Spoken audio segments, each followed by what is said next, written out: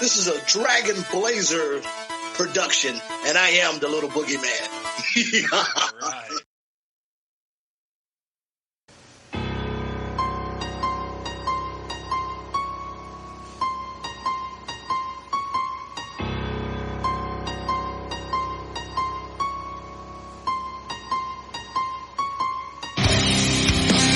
Coming down the aisle, your podcast tag team champions of the world, Boomer and Blaze.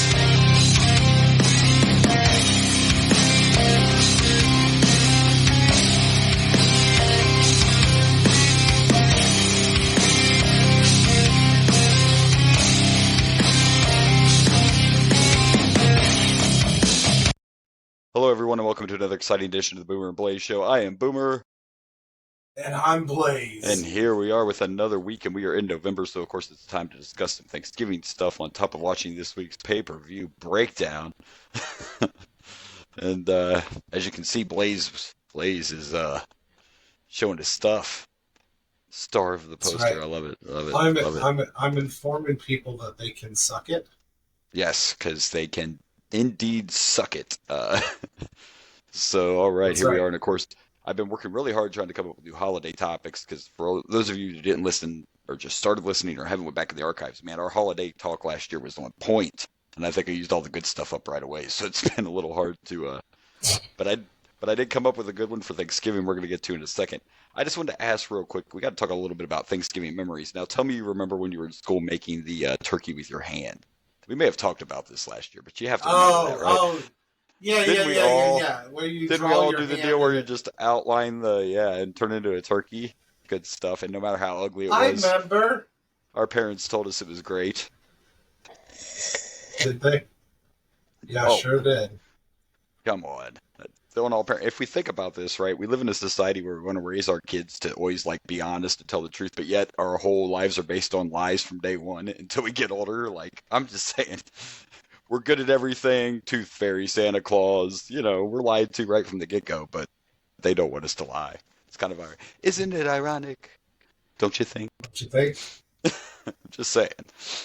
Am I wrong? Am I wrong here? I mean, I didn't say you were wrong. So anyway, I proposed a Thanksgiving question that I thought was kind of interesting, and you agreed, so we decided we pull it up this week, and I didn't even have to think about it long, but my question I proposed to you was if you could have Thanksgiving dinner with any television family, who would it be? And for me, my pick was easy because there are a lot of great, we put no limits on this. It could be any television show. But for me, I always saw myself, this was one of my favorite sitcoms, and I've said it before, just because it was the first time I can remember on TV seeing a family that was like us, poor, white, and trashy, and I loved it, right? So, Yes, I would have Thanksgiving dinner with the Connors, and the old school Connors, not the remake Connors, because Roseanne's dead now. So, yes, that would be my choice, is to have dinner with the Connors. And I watched a few Thanksgiving episodes of Roseanne, and I don't think my Thanksgiving dinner has ever got quite that out of control, but I could relate to it a little bit, I do have one particular drunk aunt that kind of. I have one particular drunk aunt that always causes fun at family functions, So, So here's my issue with the Connors. I feel like I'm already the Connors. I had a similar issue with the family from the Bundys, the family from Married with Children. The Bundys. I considered that, and then I'm like, wait, isn't my family already the Bundys? The Connors, the Bundys. It's the most realistic families there are. So you're like, I don't want to have dinner with a family that, I get it. I already have that, I have that. I want to go to the Cosby Show where he's like a therapist or something. Oh, wait a minute. Don't that's eat the Jell-O. dangerous. Don't eat the Jell-O. No dessert. What's in this Jell-O pudding? Oh, poor Bill. Oh, no. I don't know if this counts, but the family is not really a family, but the family I'd like to go is It's Always Sunny in Philadelphia. I want to have Turkey Day with them. But they're not a family, so I'm not sure if it fits your criteria here. You know what? So it would be acceptable. Hey. Let's let's see. I've had troubles like coming with one first family, like Urkel, getting to. Although here's the problem with dining with Urkel's family, is Urkel's family is the neighbor, so I don't really know his family. I know the family he annoys all the time. Again, though, that would be acceptable. I guess I could have explained it to you that it was kind of a loose criteria, basically. You could have used one of us could have used friends, even though they weren't technically a family. They were because they were, all friends, television show, whatever. So yeah. I would never pick the friends family. Me neither, but I'm just using that as an example to let you know that I really didn't have any parameters, specifically set for it. It's just kind of a fun question. So. If you really want a unique family experience, we go with either the Jetsons family, and then you get to have Thanksgiving in the future, or the Dinosaurs family, and then your dinner. Not the baby. Not the mama. Dinosaurs. Oh my gosh. One of my all-time favorites. I wouldn't have even thought about having dinner with the Dinosaurs. I'm just thinking family. of all the crazy options that you could have. That would I did, for a brief moment, I had a thought of The Simpsons. Was a thought, or Family Guy, because then you could be cartoon form, so that could be. That's true. I'd be down with being cartoon form. Yeah. Yeah. So that would be interesting, but I don't. So or South Park. South Park, yeah. South Park could be another one. Or you mentioned Jetsons and Flintstones. You might die in South Park, though. Yeah. Oh my God. Yeah, that would be good. So what is? Oh my God, they killed Blaze. So is your official pick It's Always Sunny, or have you got to it? I didn't know because you mentioned a couple things. So is that your? Oh, if I can use It's Always Sunny, I think I'm going to go with It's Always Sunny. Okay. Oh no! I even thought of a better one. I even thought of a better one. Bring the heat. But then this might be a dinosaur situation because I may become dinner. Okay. It's always or not. It's always. He's obsessed with this what we do in the shadows. Oh, there's another one. Yeah. Have you seen What We Do in the Shadows? Yes, I have. Yes, I have. I'm talking about the TV show. Yes, although on FX. If you go with the movie, you get to go with Jermaine Clement as a vampire. But I love What We Do in the Shadows. Yeah, but I would feel be like another, Colin Robinson might bore me to death. So I love Colin Robinson. Yeah, that's my official. I'm going with What We Do in the Shadows. I'm going to go What We Do in the Shadows. Have Thanksgiving with the vampires who don't actually eat Thanksgiving dinner. Hey, you never know. Maybe you drink that rare blood type on Thanksgiving. Like, we get to have some of that O blood today. It's Thanksgiving. Yeah, I don't know. I'm just literally trying to think of every unique family I could. You went with just like, this is pretty much my life, so let's go with the Connors. I mean, kind of. I went on a different way than you did with it. Yeah, I mean, I guess that's a slightly different way. Yeah, I went the way you didn't want to go. You're like, fuck that. I already have dinner with the Connors all the time. I don't need to do that again. That's right. My family's practically the Connors. I mean, that's what the Connors is. They're supposed to be like middle class. Like the down home. Like every sitcom family, like the family's like large and like they're rich. Like most of them are doctors or right. Like I mentioned, the Cosby Show. He's a therapist, right? So he makes good money. Yeah. Winslow, I think, is a cop, so I don't think he's that rich. A cop in Chicago, stop it off. So yeah, he's probably not. No, he probably should be more, make more money, but still. Technically, one of us could have went with your Young Rock and the Johnson family, and that would have been like wrestling, reality, and a TV show. There you go. Like that would have combined. Why we didn't? I don't know. And if you picked them back in the day, not to mention you're having Thanksgiving in Hawaii.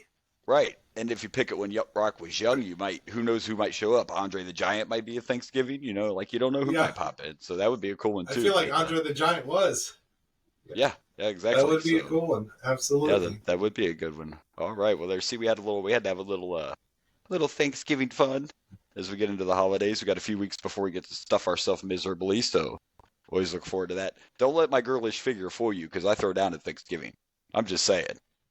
Don't let this slender And I'm also like, so here's another just random question I could throw out. Now, are you one of those people that just, it's Thanksgiving, man, throw it all on the plate and who cares? Because that's what I do. You know what I'm saying? I don't care if it touches. You got to maximize Let that my Thanksgiving stomach plate. sort it out afterwards. Absolutely. Yes. Throw the Just pile gravy it on, pile it Yeah, up there, and let's absolutely. go. Let's do this. Okay, that was Yeah, just something I let's wanted do to ask. this. Because Absolutely.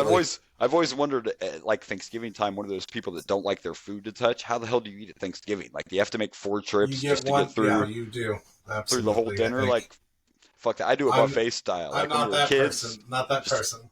Yeah, throw you it on pile there. that shit on until it starts falling off, and then you're like, Hell okay, yeah. I'm good. Let's dig into this and see what happens. Hell yeah. See, that's what I'm talking about. Absolutely, I knew 100%. we had a page like that. Just throw it on there, slop it up. Well, we got a couple Yeah. weeks for that. All right. So we had that fun there. Let's see what's next. I'm always well prepared for the show, just so y'all know. I'm still waking up maybe too. Tell me Is it- what's oh. next. I know what we're gonna do next, and I've been excited about this. And before we do this, we have a trailer. We're gonna watch a trailer. So if you want to look to pull that Oh, up, you want to Harvey, do the trailer we're gonna next? go ahead. Yeah, we're gonna do the trailer next. But before we do it, while you're looking for it or whatever, I wanted to ask you, and I don't think we ever talked about it on the podcast. Did you enjoy Ghostbusters Afterlife? I did a lot, actually. Me too. Yeah. I really I liked enjoyed it a it. lot. Now, to be fair, I liked the remake with all the ladies for what it was. Now, a lot of people hated on Yeah. that. I thought it didn't was hate fun. It was fun. It was spoofy. It was over the top, and I didn't hate it. Now, Afterlife, I thought was really good, and I think it brings a new life back to the franchise. And we're getting another one. And I can't lie, I already watched the trailer. I was too excited. I like to usually wait until the show to try to watch them, but I'm a kid at Christmas, and I'm like, I have to watch it, and it looks really good, really My good. defense, I didn't know we were going to watch that. I didn't think You about didn't. watching this. I saw Ghostbusters' new trailer, and I was right there. I didn't have time to think.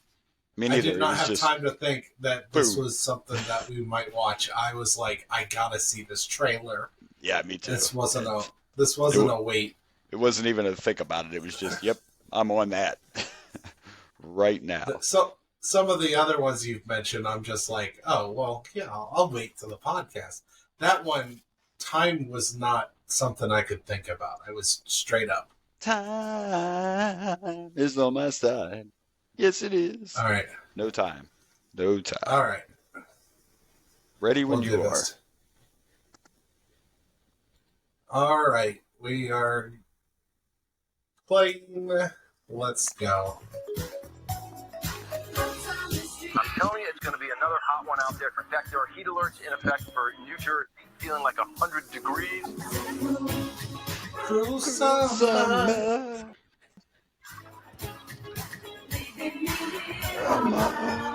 So cruel.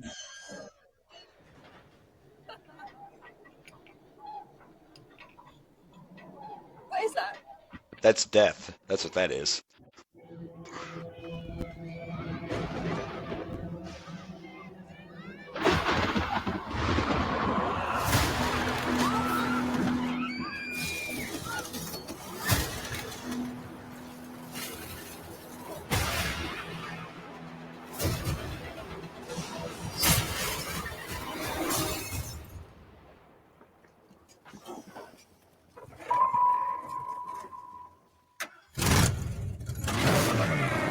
Yeah. For the first time in New York history, people froze to death in the middle of July. What is it? The death chill. The power to kill Oh, by fear shoot. itself. Your veins turn to rivers of ice. Your bones crack. And the last thing you see is your own tear ducts freezing up. Like, literally scared to death? So cool.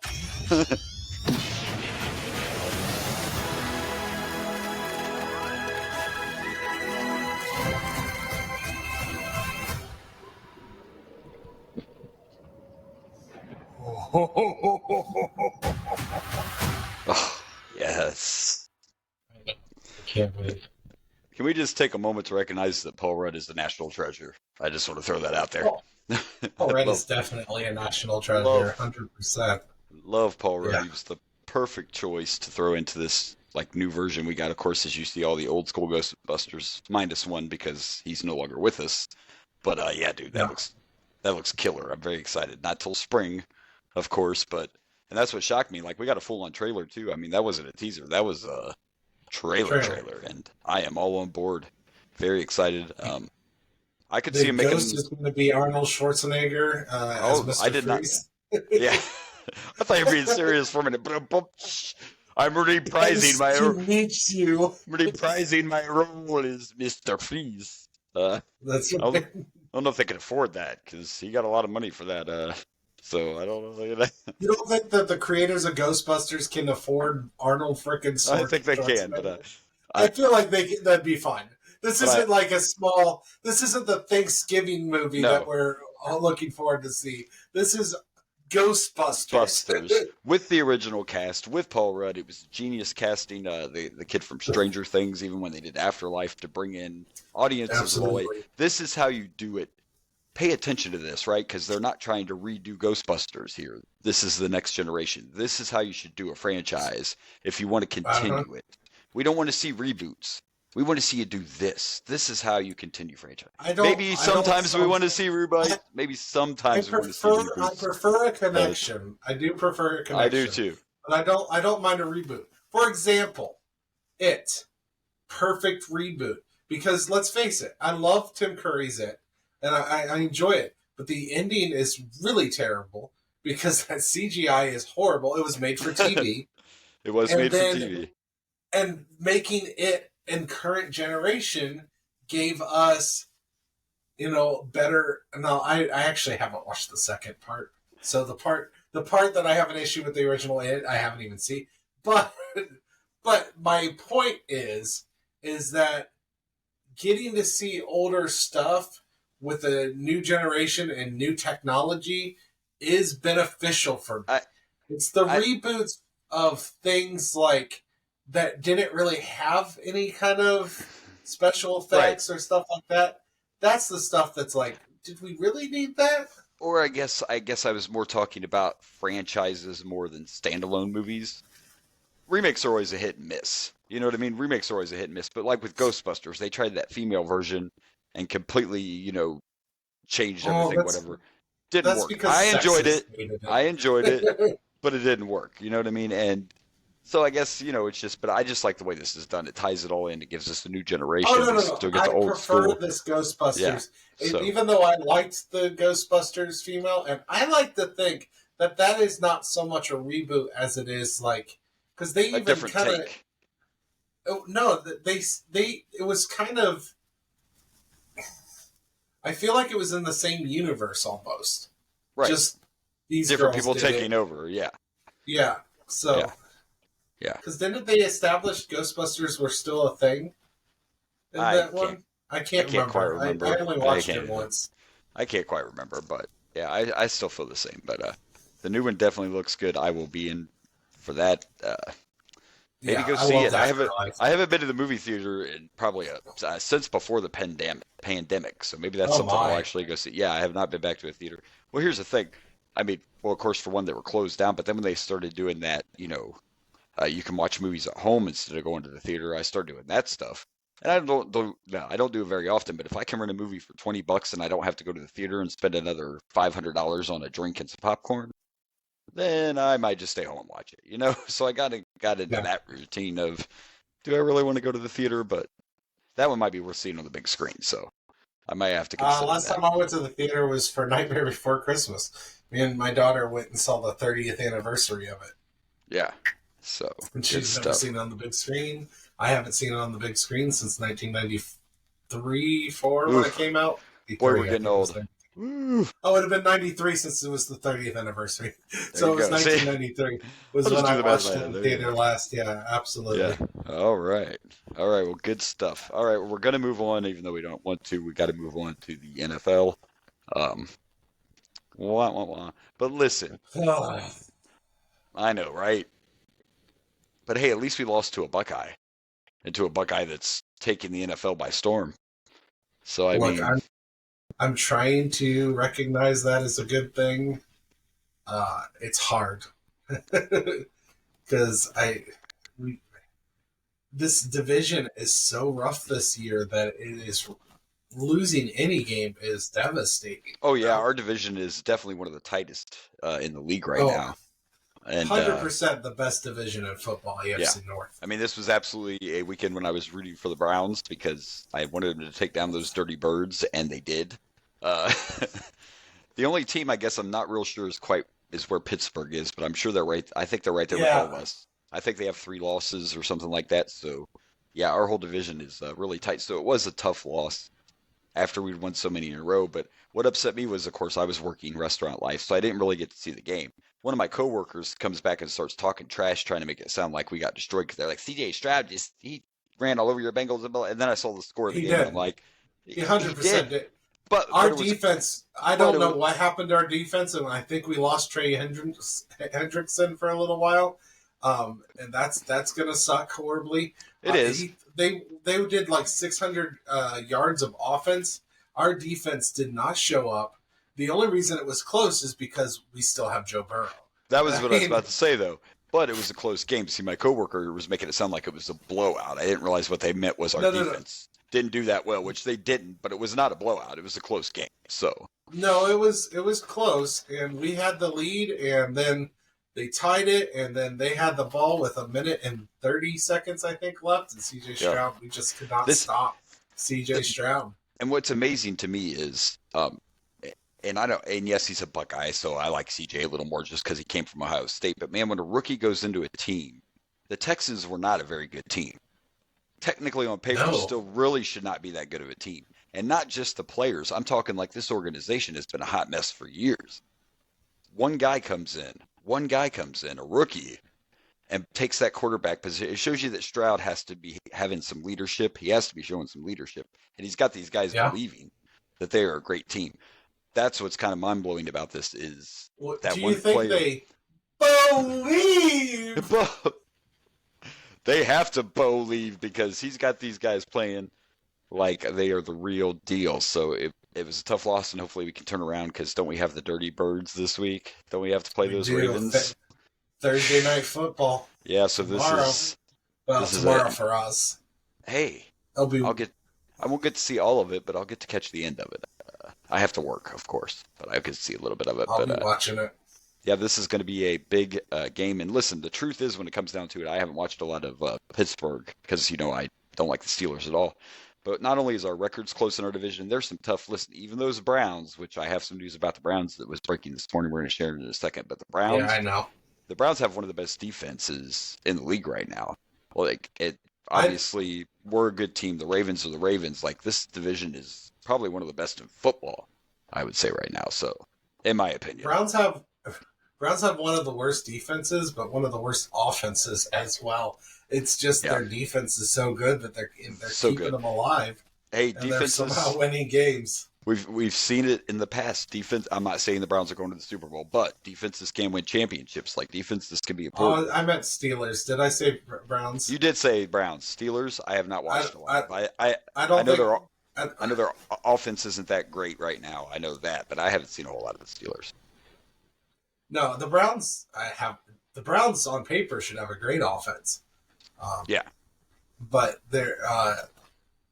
I'm talking about the Steelers. Steelers have terrible, one of the worst offenses, but their defense is really good. I think every defense. Now it doesn't show it this week because C.J. Stroud threw all over us. Right. But I think our division has some of the best defenses in the league, which is probably why we are all over 500. Like, I don't know if we're going to have a team under 500. And if it is, it might be us. Right, yeah, let's hope not. But I don't see that either. Like I said, all our teams. Well, maybe now the Browns with the new story with the Browns, but almost every team is about to be over 500. Yeah. Yep. So, yeah, it's going to be interesting. We'll just have to wait and see what happens. But hopefully this week we pull off that win. Now, is that in Baltimore or Cincy? This week's game. Oh, I'm not sure. What was the last one? I'd have to look that up. I think it's in Baltimore. I don't know because the restaurant life ruins my ability to watch football. So anyway, damn jobs, damn real life.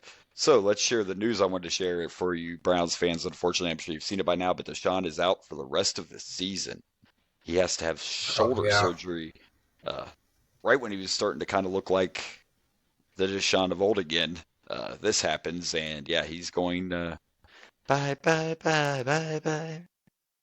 So how do you think that'll affect the Browns? I can't even remember who was playing. I can't remember who the quarterback is off the top of my head. But I don't follow the Browns enough to know. So I think he's one of those. I think he's one of those journeyman quarterback. He's someone you know. Right, somebody that's been around for a while. Yeah. I can't remember who.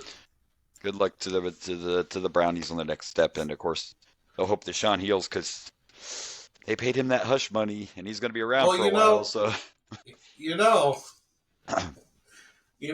already picked one controversial quarterback. I think it's time. Browns should just pick up Kaepernick. Just keep keep the rage of the fans going. If you want to keep some rage going, yeah, do that, because you don't even want to get me started on Colin Kaepernick, okay? Do I need to start another Mount Rushmore of hate? Because boom, we'll just throw that face up there. See, now we obviously are in differing views on this, because I have no issues with Colin Kaepernick. Really? Yeah, that's a whole other podcast right there. But I believe in. You believe in? Sorry. No, go ahead. Oh, I mean, I believe in our national right to protest. So even if I don't, even if I wasn't for what he's going for, I support his right. Oh yeah, for me, the whole problem with that whole situation was not the protest itself; it was the actual reason behind it, and that was my problem with it. Because the way I saw it at that time was, Colin Kaepernick did that for attention because he had gotten benched. And Colin Kaepernick never suffered or struggled a day in his life because he was raised by rich white folks. So that's my issue with that. I don't think that he did it. I don't think he did it for the reason it ended up. I really believe he did that just to draw attention to himself at the time. And then once it got turned into what it got turned into, he rolled with the punches. Then he tried to turn around and say no one wanted to give him a job. And that wasn't true, because he got offered jobs in the NFL, but he didn't want to switch positions. He didn't want to be a backup quarterback, and blah blah blah blah blah. So I have those kind of issues with Colin. And now at this point, you haven't played for like 8 years. So why do you think anybody's going to give you a contract? I'm just saying, but that's the short version of my problem. I get what you're saying, but I feel like singling someone out because they didn't have the same rough upbringing for someone who is speaking for the people that do, I don't think that's a fair argument. That makes it sound like an unfair argument, but again, it goes back to my fact that I don't believe that he took the knee with that intention of what it came off as. I just think it was to get attention on himself, and then he ran with it when everybody was like, oh, he did it for this or he did it for that. And that was my point too when he said he couldn't get a job in the NFL. You weren't that good. You weren't even a starter when all that stuff happened. You'd already gotten benched. So it's talent. It's the attention you drew to yourself. But again, you're right. I have no problem with, we've talked about this on the podcast. If you're in a position where you can use your format, whether it's you're an athlete, you're a star, to stand up for stuff you believe in, that's great. I just don't believe Colin Kaepernick did that with the intention of standing up for people's rights or standing up for something to believe in. That's my issue. I guess what I'm saying is I don't have a problem with players protesting. Me neither. For the flag. And whether it's Colin Kaepernick or anyone else. Right. And I understand. I've heard a lot of people make the same arguments. Oh, I don't care if he protests, but I don't think he's protesting. Part of that feels a little bit like you're trying to diminish what he's protesting, because like that's kind of how I feel. Like, especially maybe not you so much, because I know your views on things. But I feel like that's how a lot of people took it. They kind of like, they're trying to go against that. And then there's a lot of people that are just like, it's disrespectful to the flag. But at the same time, the reason he switched from sitting down during the flag to kneeling for the flag is because a veteran told him that it's more respectful to kneel, because that's what they do when they put the flag on like a dead soldier or something. Yeah. They kneel in respect. Right. So they suggested kneeling instead, and Colin Kaepernick changed to kneeling instead of sitting to be more respectful to the veteran that suggested it. He was a Green Beret, I think. Yeah, I can't remember his name. I never looked at it as I never looked at it as just, which I know what you're saying, though. Some people did. I personally never looked at it A like lot of people disrespecting do. the flag. You know, I didn't look at it like that. To me, the only way you disrespect the flag is if you burn it or you drop it on the ground and get it all dirty. But I didn't see it as disrespecting the flag. But yeah, that was a whole mess. Colin, though, to me, like if you really want to get back, like for one, the XFL tried to get him and he just didn't even want to give it a chance. You might have got signed if you play one season in the XFL. There's a real good chance that you're going to go to the NFL. You know, show them you still have it. You know, when it comes to him trying to come back and him not wanting to, I get your complaint there. He definitely does not want to be a backup, and he thinks he should be a starter. Yeah. And some so of that, that's a little bit of big head thing. He twists the media too. Even like with that situation there, again, you make it sound like no one wanted you, but that's not true. But you're just going to tell the media like no one wants me because I'm black and I stood up for this and blah blah blah blah blah. You know, but that's not true. You were offered jobs that you chose not to take. So I guess it's just all those little dickhead moves he did that makes me like, whatever. You know. I guess for me, it's kind of hard to separate the man and the motion. For me, I support their right to protest. So the fact that he might have done it for the wrong reasons, I don't want that taken away from the reason he originally or said he did it and the way other people do it. Right. Because a lot of other people do it, and I don't think they were doing what Colin Kaepernick is, what he's being accused of doing. You know what I mean? Exactly. Yeah. They were fighting for injustice, and so for me, I don't have that hatred for Colin because I'd like to believe he was doing it for the right reasons, even if he is a little big-headed and doesn't want to start, and that's a little bit of ego. Yeah. And I won't argue with that. That's his desire to refuse to come in as a backup is ego, and I don't like him using his platform or that being the reason. No, I mean, if you were a backup, you probably would have been back a long time ago. Yep. You're definitely I know he had the one good year, but I don't know. It's hard to separate whether he did it for the right reasons or he just did it to get the attention. Yeah. I can't speak for that because, I'm not him. Right. So I'm just the type of person that's like, I'm going to believe that he was doing it for the right reasons. Yeah. Yeah. So there you go. I believe in their rights. I believe I can fly. I believe I can touch. All I was trying to say is that if they want to keep the controversy going, boom, there you go. Sign Kaepernick. Yep, there you go. Sign Kaepernick. You can continue your controversial quarterback decisions. Yeah. I have way more of an issue with Deshaun Watson playing than I do Colin Kaepernick. That is the point I'm trying to make. There you go. Dude had sexual allegations against him, and you're more upset with the idea of Colin Kaepernick.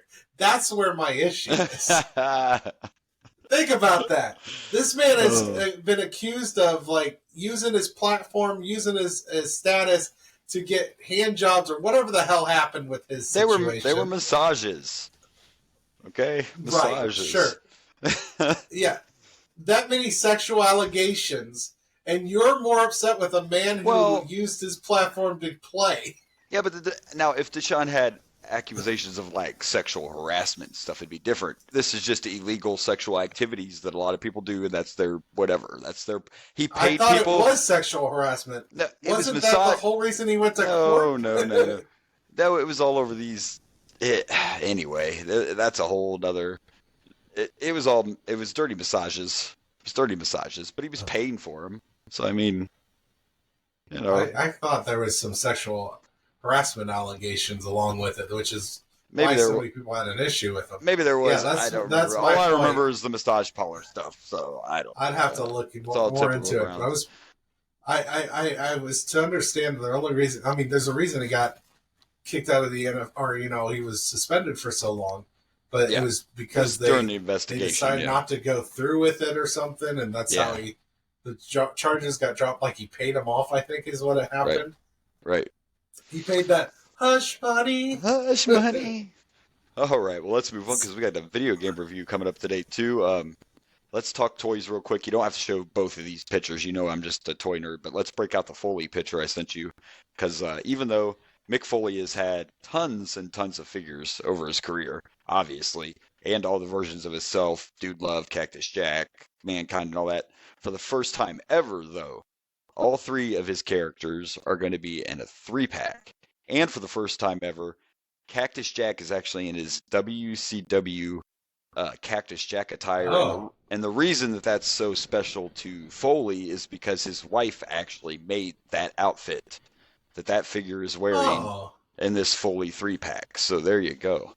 Yeah, that's the cool. first time ever they're all three together. First time he's in his original Cactus Jack gear, and it's the gear his wife made him. So pretty excited That's awesome. about. I didn't know that. Yeah, and it comes in like a nice, 3-pack box that has all the different info on the back about Dude Love, Cactus Jack, and Mankind. So very cool. Congratulations to Mick Foley. I know he's a big toy guy, and it's funny because last year he had actually posted a video because they came out. Actually, it was when they came out with the defining moments where he's got his tooth in his nose, and he said, "I wish they would come out with a Three Faces of Foley 3-pack because we've never had that before." So very cool, very cool. And I can't believe they haven't. Right. You would have thought they would have capitalized that back in the day. Right. But I know I have all three figures, but I had to buy them all separately. I know they didn't come in a. You would have thought they'd done this a long time ago. And the fact that that's an attire his wife made him just adds a little something special to it. Yeah, that is in my really opinion. cool. So that's something I didn't even know until this came out and I heard him talk about it. So there you go. There's our toy news. And now I just have a couple of things to touch on. One thing that's WWE News that I sent you a graphic of is the rumor is now Endeavor is thinking about having sponsors similar to the UFC for the WWE. So it is possible that soon we're going to see sponsorship on WWE mats. And I think if this is going to really happen, I think we need to make a phone call. But there you go. What would you think about that if you're watching WrestleMania? You got Mickey D's on the mat. I have been trying so hard for us to get sponsors on the Rage and Blaze. I can't knock it. It's like, 1 second. Make 7-Up yours. I'm going to take a drink. Look, I will tell you, I'm not totally against this, and this is not a totally new. This is not really a new thing, and you haven't got to see a lot of it yet. But we're starting to get into WCW, right? And you're going to see where WCW was doing this way back in the day. There was a Halloween Havoc one time where, of course, Macho Man still had that Slim Jim sponsorship, and they literally had Slim Jim on like the corner turnbuckle pads and down the corner posts. So back in the day, WCW was already doing something kind of similar to this. And I think if they do it like UFC style, I know they don't usually put the logo like right in the middle of the ring. They're kind of like in the corners or whatever. I think it'll just add to making wrestling feel like a big fight. I don't think it'll be a problem if they do it right. Obviously, you wouldn't want to quite see it like that, but I think it could be a good thing. Whatever, I'm not against it. It's fine. Yeah. I care about the product in the ring. I really don't care what you throw on the mat. So, but some old school fans might be like, "Oh well, I don't want." Look, wrestling is developed to where it's actually. You know what they used to do? What's that? They used to have like every single pay-per-view was like sponsored by blah blah blah, like Snickers. all the time. They just didn't put Karate Fighter presents. We've seen that. Karate Fighter presents Survivor Series. They just never put it in the ring like that. But you're right. And back then, of course, they had the blimp flying around all the time, like the Stridex blimp. So sponsorship's not a new thing. It's just a new concept of possibly putting it on the mat. So there you go. We'll see what happens in that situation. I have one other wrestling thing to touch on, and this just happened this past week on Monday Night Raw. We had a heel turn, and of course, this is all building up. This is all building up to Survivor Series, and you got to think about why they did this. For one, Jimmy turned heel. Little Jimmy turned heel. I'm not opposed to this, but I didn't think about it last week when we announced they had made the War Games match. But traditionally, War Games is 5-on-5. So now after this heel turn, we're going to assume that Drew is joining the Judgment Day, which will leave an open spot on the other team. Now, I want to state that I totally believe that WWE has zero interest in bringing back Punk, but immediately people are going to start saying it's going to be Punk, it's going to be Punk because it's in Chicago and blah blah blah. Now, I'm going to share to you what my inside Yeah, I'm going to share to you what my inside source is saying. Now, the rumors are that the mystery partner for Cody's team will actually be Randy Orton. And the other rumor is they may reveal this before Survivor Series because they want to avoid riots. Because we all know how people can get about Punk. Yes, because personally, me and maybe you too, like I'm cool and done with Punk. He could never come back, and I wouldn't care. But at the end of the day, he's still CM Punk. He's still popular. He's still a money draw, and they're going to be in fucking Chicago. So there's a real good chance that we're going to know who the other partner is before we even get to the pay-per-view, because of the fact Look, let's be honest. they are honestly trying to do everything in their power to make people realize it's not going to be Punk. And if it does happen to end up being Punk, then maybe they pulled off the biggest thing in the world. But I'm telling you that all reports out there from everybody are saying they have no interest in Punk at all. So, look, I know that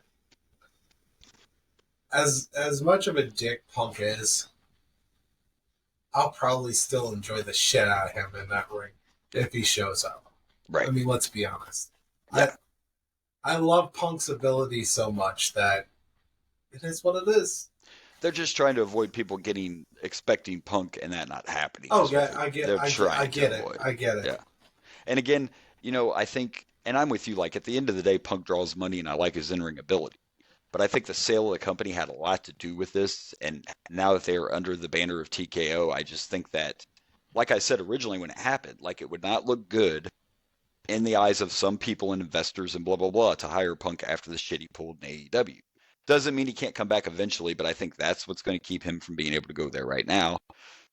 So we'll see what happens. But it's an image thing. It's a little different. And you would think when they had a board of directors, it was more important about the image. But it's actually more important now because you're owned by $1 billion company that owns UFC as well. And they care about that stuff. They care about. And I mean, and it could still be Triple H too. Maybe Triple H is like, I don't, But do you think it's possible that the fact that he used to be part of UFC might draw them more into being interested in bringing him back? Listen, to be honest, I've been around this shit long enough that there's a part of me that believes Punk's going to fucking show up and they're doing all this just to make you think he's not. That's possible. Just because they're keeping it sealed doesn't mean it's not going to happen. It could just be they want you 100% convinced that Punk's not coming back, and then boom.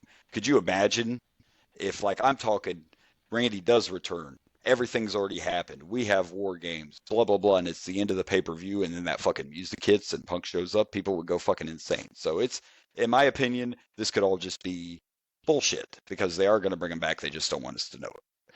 The other thing could be is Endeavor knows he's a moneymaker, and they just want to wait a while because they want the other stuff to blow over. So maybe he is coming back and he won't come back at Survivor Series. There's a couple ways you could play it.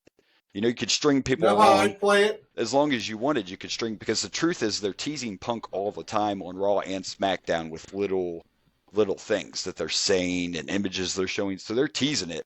But again, are they teasing it because it's not going to happen and they just want to be like, haha, or are they teasing it because it is going to happen, but they want you to think it's not? What I would like to see happen is if they brought back Punk, I want them to make him the biggest heel in the business, and we know he can be a great heel. Use that heat. Use that heat. Use that Use heat. that Absolutely. anger. Absolutely Use that anger and heat, and boom. Biggest heel in the business right there. I personally loved him more as a heel anyway than I did as a babyface. And he's the type of person that you throw him in there, have him bring up what he did. Yeah. Have him mock it. Have him praise it. Have him talk about he's like, I did what I did because I am the best. Right. And they showed me that they are not. And that's why I'm here. Boom. Heel, heat, bam. Let him do what he let him do what he does. Let him do what he does. Give him that mic and let him do what he does. And use that heat. I mean, come on, man. Still one of the greatest storylines ever was when he was with Paul Heyman and he had his feud with The Undertaker. The man used Paul Bearer's death as fire for promos. And it was one of the greatest storylines ever. If you're going to bring him back, let him go full heel. Let him talk about what he wants to talk about. I agree. So we'll see. Like I said, this could be just one of the biggest ruses in the world. They just don't want us to. And if they pull it off and they do end up bringing it back, great. If they don't bring it back, I'm okay with that too. Either way, we're going to see what happens at Survivor Series and who that other. And they may reveal it before then. So imagine if they brought him back. They have him go on the face team, and then he screws them over so the heel team gets the win. Right. And by the way, I wouldn't be surprised. More hate. He's not actually a member of Judgment Day, but I wouldn't be surprised if they end up putting Drew in Judgment Day, because remember, they want Judgment Day to be the storyline that takes over once the Bloodline story is completely ended. So yeah, we'll see what happens. So there you go. All right, well, I think that's all the wrestling that I have for this week, which means we have one more thing before we review our video game, and that is our Sheik Tweet of the Week. Sheik Tweet! Yes, sir. And this week's words of wisdom I thought were very sweet. Like, this was kind of the caring side of the Sheik. Well, you know yeah, what I'm he's saying? always a very sweet man. He's a very sweet man. Yes, he never says nothing bad. And his words of wisdom this week are, I got a lot of faith in you to not be a dumb son of a bitch. See, the Sheik believes in you, so you should believe in the Sheik. So there you go. Got a lot of faith in you not to be a dumb son of a bitch. He's got a lot more faith than I do, because we got a lot of dumb son of bitches in the world. Well, yeah. But which happens. It happens. It happens. There you go. This week's words of wisdom from the Iron Sheik. All right. All right, so here we go. It is video game review time, and this week we get to review one of my personal favorites, probably my favorite WCW wrestling game for sure. It's WCW versus NWO Revenge. One of the best wrestling games. It's still looked at as one of the best wrestling games of all time. To this day, and I was telling my co-host off air, if we keep doing these video game reviews, it's making me want to buy a 64. I'm telling you. Right? Because... like, I finally remember the stupid, pick your player and everything. Like, yeah, this is what I remember. Oh, for sure. I remember playing this for hours, and of course I told you 64 was like the first system I ever bought myself when I moved out and became an adult, and this was definitely one of the best wrestling games, without a doubt. It had a very large roster. It had real arenas from all the different pay-per-views. As you see in that video, we have Halloween Havoc. And I'm sure this had a lot of features that you like, because we know you're Mr. Creator Wrestler and all that. Yeah. Yeah. I played the shit out of this game. This was one of my favorite games of all time. Like, oh yeah, hours and hours. Oh yeah. Now it looks a little rough nowadays, but right. Look, I was watching then, it. Right. This was like the epitome of like. Look at those graphics! Like, I know, they were just like amazing. To me, the faces look like they were photoshopped onto the bodies. You don't don't have a good head scan. We just like photoshopped.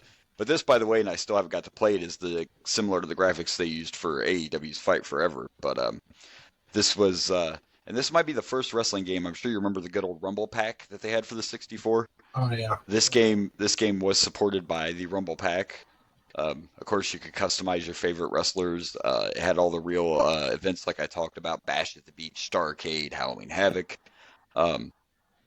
It also had instant replay feature, which I think was probably something newer. When you hit a finisher, it would show an instant replay. It had a great cinematic opening. I'm sure everyone remembers, with like the semi driving down the road. I remember that very clearly. Oh yeah, I watched. That was the first thing I watched. Is I found the opening, and I'm like, it's like 4 minutes, and I watched the whole damn thing. yeah, but it was worth watching. And there were also like other videos in this game where you get from, like, I guess they were videos for the wrestlers themselves, but I remember them having like individual videos for the wrestlers. There was also a 40-man battle royal in this. 40 men, that's kind of crazy, especially for the time this was released. Yeah. Sorry, I do have commercials here. Oh, and I'm wondering way back then too, like how many people, because I think even on modern games, if you play a Royal Rumble or a Battle Royal, you can only have like, it might be up to 8 guys in the ring at one time now, but I wonder how many could be in the ring at one time back then. You know what I mean? I'm talking about the way the game works. I'm not never sure. been- I don't remember. Like, I think even there was a- only 4. Right, because even in a modern game, I've never been playing the Royal Rumble and had 15 guys in the ring at one time. I don't think that happens in these video games. I think you can only have so many guys. I think they can get up to 10. And see, we got to point this out too. We got to remember this is still the 90s, but even when they were outside the ring right there, and you could see their shadows on the concrete on the floor, and I remember thinking this crowd was so. Yeah, and right there, like on the mat, you could see Buff, and in the ring, you could even see their shadows. And I thought this crowd was really super advanced for this time too. I was like, wow, that crowd is really realistic. Right? Not Look, that it really they're is, cheering. but look, they're cheering. It's Yeah. like, Pretty interesting too, and I think we talked about this in our last video game review. But there's some guys on this game that were also on WWE games because of the time they left the company. Like you have Bret Hart on this, you have the British Bulldog on here, and those are 2 guys that were also in the WWE games this year because of moving. yeah. Eric Bischoff was actually a playable character as a wrestler. You also had Rowdy Piper. Rowdy Piper was also in this game because he came in. And I always thought it was interesting when you looked at the cover of this that you had all those big stars on the front, and somehow Raven got picked to be on the cover too. Like, and I'm not knocking Raven, but Raven was not on the same star level as Hulk Hogan and Kevin Nash and Goldberg and Sting, and somehow Raven ended up being one of the guys on the cover. And I But always in found that fairness, they interesting. needed like all the big guys were in NWO, either red or black, or red or white, and you had to have at least some WCW stars, right? This is WCW Right. NWO Revenge, so I think that Yeah. Raven's just like the biggest star that's not in those factions. Right. So they had to And throw someone in there.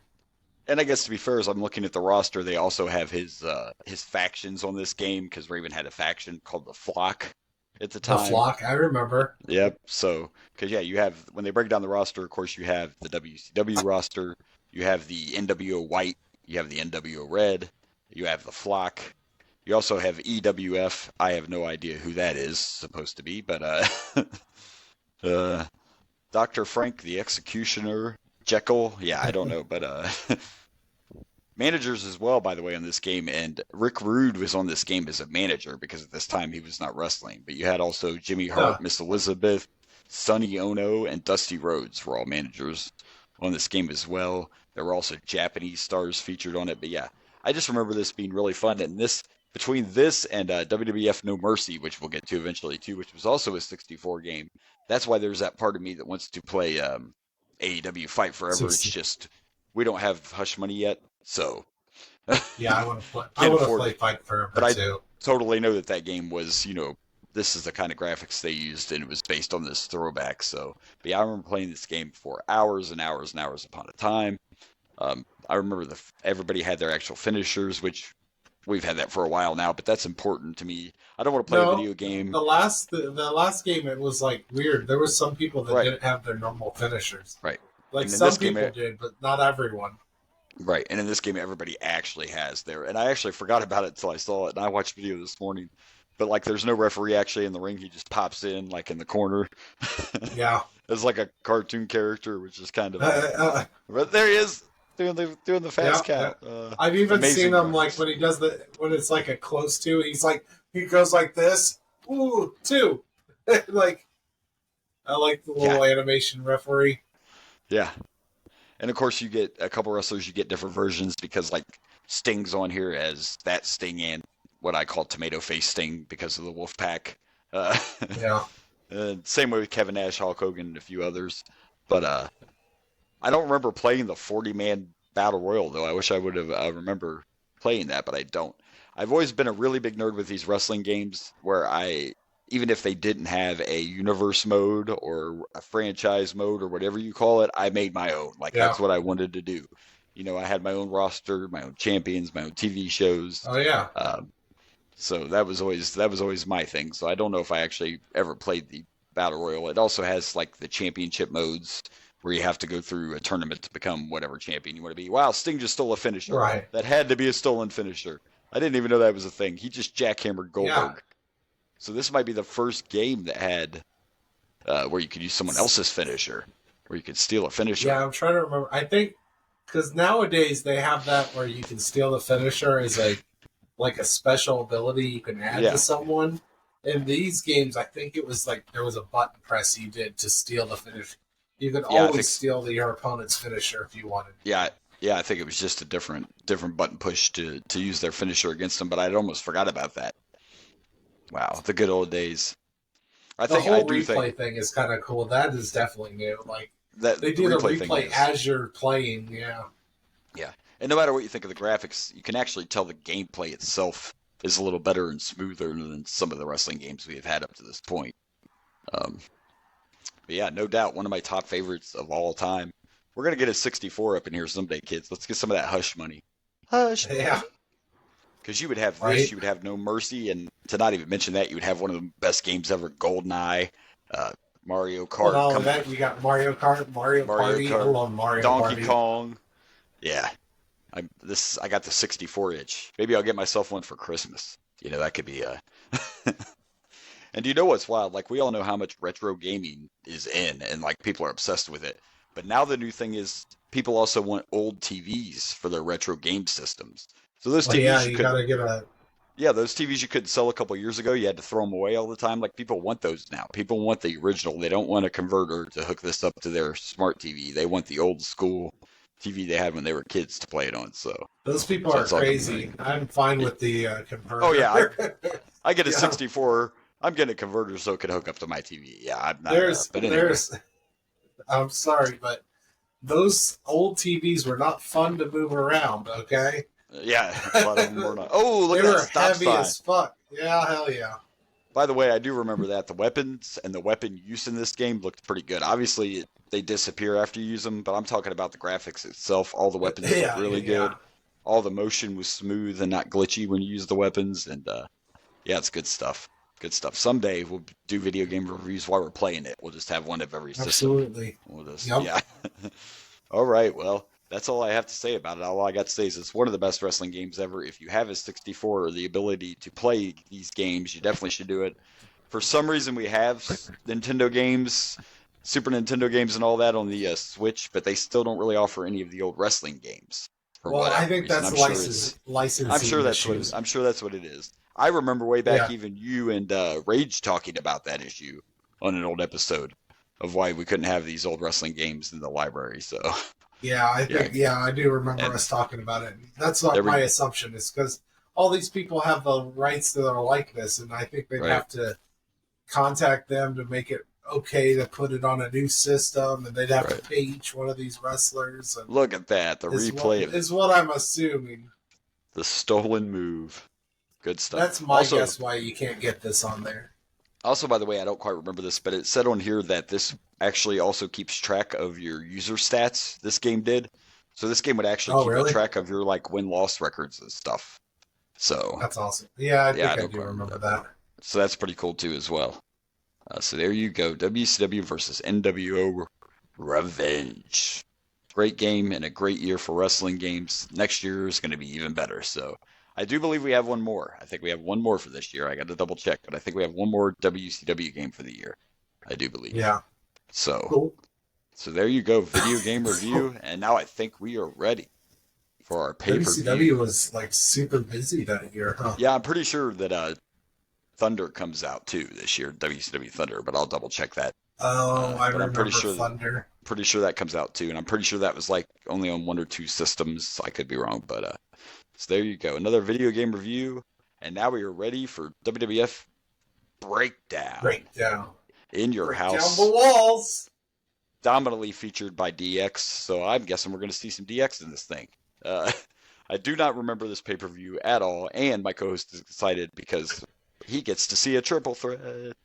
Not one, but Two two. of We them. have two triple threats in this pay-per-view, so it's I've going to be been fun waiting as for well. triple threats. We finally get one, and it's fucking horrible. And now you get And then, two then we have get the two. potential. I mean, the names that are in it, there's no reason these should not be great triple threats. Yeah, I think the triple threat we got before was what the DOA, like one member of the DOA, one member of Nation, one member Bunch of of bunch of Los crap. Loricos. Like yeah, it was yeah, Savio versus them. So them. hooray! All right. Well, let's do it. Let's watch Let's WWF break it Breakdown. down. Break it down.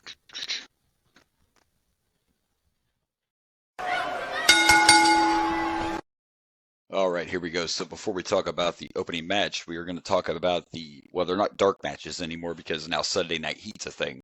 So we had a couple matches on Sunday Night Heat. I just want to bring up one we missed out on Golga from the Oddities going 1-on-1 with Mosh. We missed that match. Golga. We also missed 8 Ball going 1-on-1 with Billy Gunn.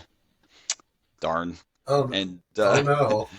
and we missed Kaientai taking on the Hardy Boys. So the Hardy Boys are here. We haven't seen them yet, but they are here. So with that Okay, now I'm kind of sad. Now he's kind of sad. Yeah, that one we're kind of bummed. But so here we go. This is Over the Edge, and we get an opening package. It's basically all talking about how Vince is just trying to find a way to get the title off of Austin. And our opening match, we get to see newcomer Edge, 23-year-old Edge, go 1-on-1 with the Nugget. It's baby Edge. The Nugget, Owen Hart, and Edge is our opening match. Oh, who called him a nugget? I'm trying to remember this. I don't even remember. I remember that being a thing, but I don't remember why it started. I don't remember why the whole Nugget thing even started. I can't quite remember, but... If I was to guess, it would be The Rock. The Rock sounds like someone who would come up with that. Sounds like somebody. Or no, it might have been Triple H. But Rock was in the Nation with him. So... Right.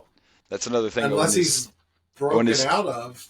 No, because he had Nation music, and they still introduced him as a member of the Nation. No, I meant unless The Rock broke away from the Nation.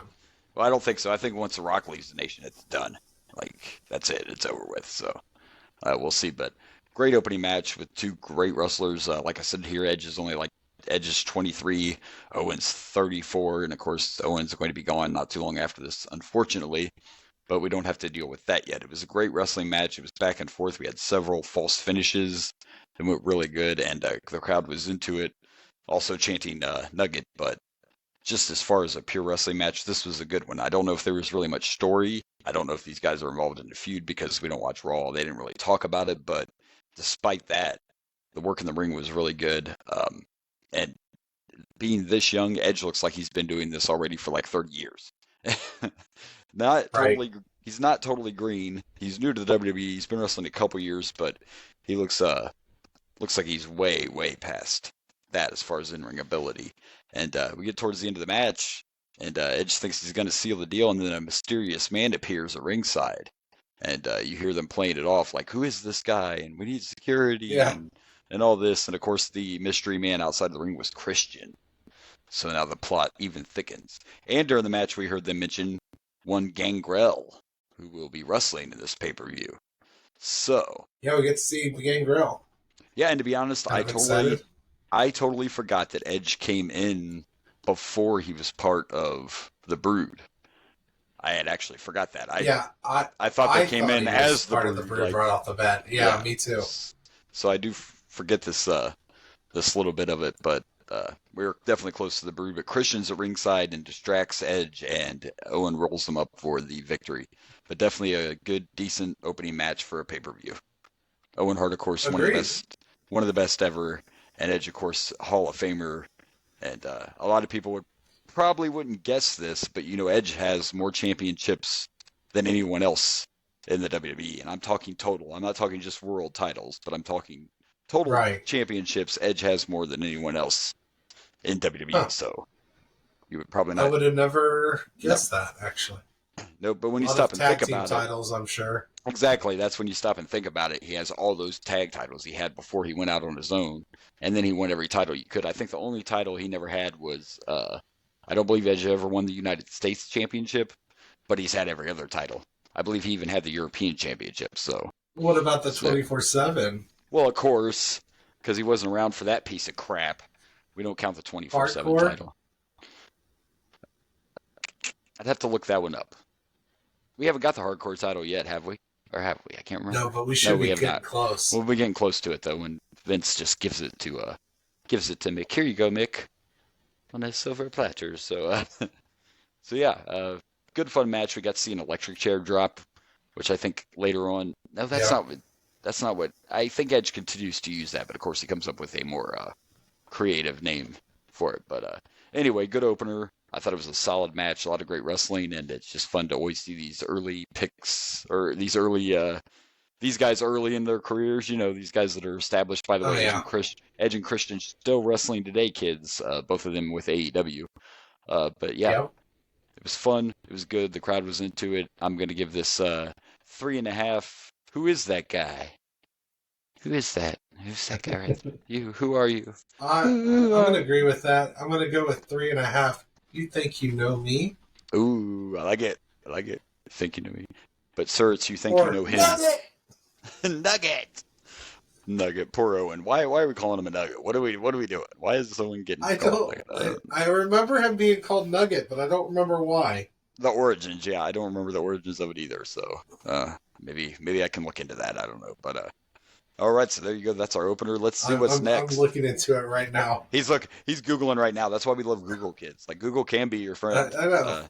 I don't know if anything's gonna pop up though. Yeah, it's something I vaguely remember, but Got the nickname of Nugget when Shawn Michaels, referring to the fact that every other member of the Hart Foundation is a big old crap that had some members like Bret Hart that flushed away without a problem, but that Owen Hart was the little nugget that wouldn't go down as easily. Oh, so he's that nugget. He's that one.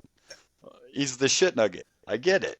Yeah, he's that one little piece nugget of shit. Like you flush 3 times and it's still there. Yeah, that's what he is. Poor Owen, man. Damn, it was Shawn. Go figure. That makes sense. It was Shawn Michaels. Especially during all that, because we know the real life heat between Brett and Shawn there. Yeah. So poor Owen is the turd nugget. Okay, I get it now. Yeah. Not a chicken nugget, turd nugget. Got it. Poor Owen. We need justice for Owen. I'm glad I got.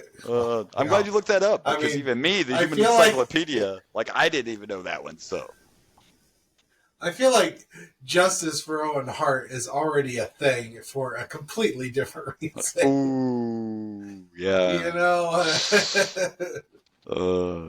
Yeah. By the way, Owen Hart is in AEW Fight Forever. Moving Get your on. copy. Get your copy now. Fight Forever. Okay, yeah, let's move on. Let's go to the next match. Cut that. Cut that.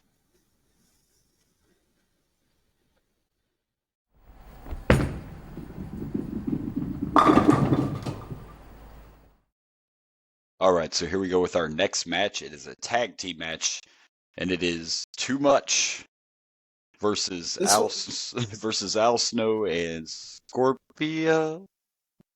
This was a handicap match. This is Al Snow and Head and Scorpio versus Too Much. Now that was unfair for Too Much.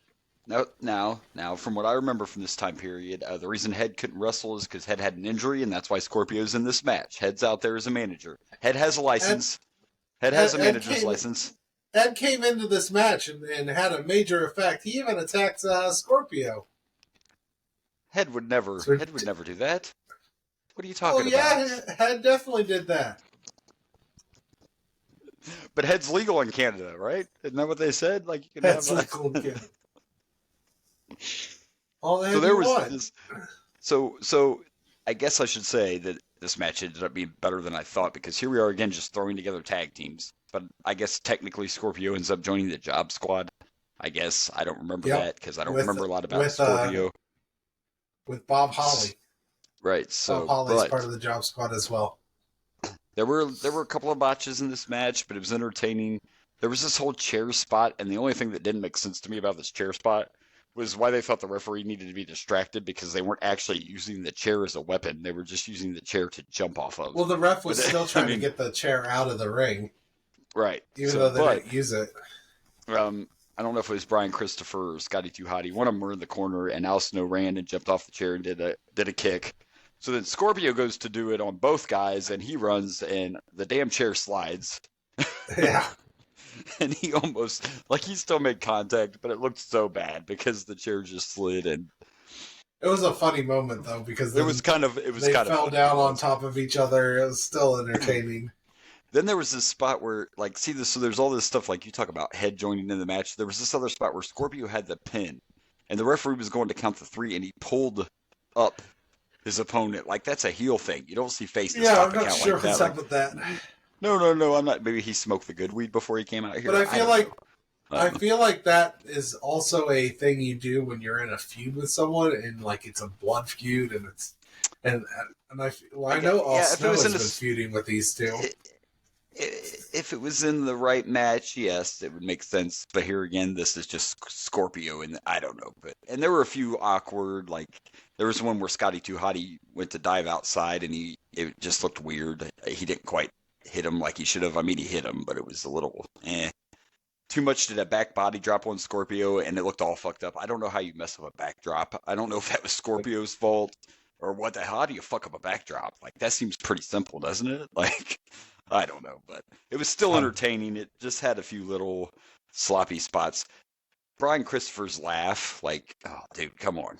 I think it was Lawler that said somebody said that he sounded like a hyena, and I'm pretty sure it was Lawler that said that.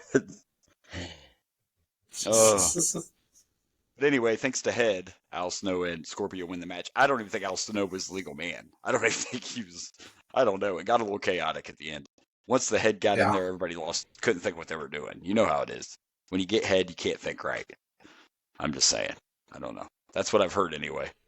I'm not an expert. But you know, it was what it was, and it was entertaining. And since it was a handicap match, kind of, I guess I'll give this 2.5 tag team partners. See, I'm going to go. I actually really enjoyed this match. I had a blast. The botches didn't bother me, apparently nearly as much as you. I'm going with 3.5. Wow. Say yes to Head. Say yes to Head. If you say no, you're a fool. I'll tell you that. Make it legal. I want you to vote yes on Head. Let's make Head great again. Let's make Head great again. Ladies. Ladies. Let's make Head great again. Let's make Head great again. I mean, we already have the cock that is pretty good, but we need to make the head great again. Yeah. You know. God. It would be great if we could bring Head and cock together. You know what I'm saying? Just put them together. You know, one bundle, Head and cock. You got the cock, you got the head, and you just join them. Yeah. Yes, absolutely. Yes, that would be. They work so well together as a group. You know what I'm saying? They do. They do work together as a group very well. Absolutely. That's what it's all about. Oh my goodness. Okay, well. I don't know what just happened here, but let's move on. Let's see what's next. Magic happened here. Magic. It's always magic. It's a little shake and bake. That's what I think. But anyway. Sometimes you just gotta get down. You know, just go down. Just go down. Anyway. That goes. Oh boy, what time is it? I gotta go. I'll see you guys next week. Got an appointment. Let's move on.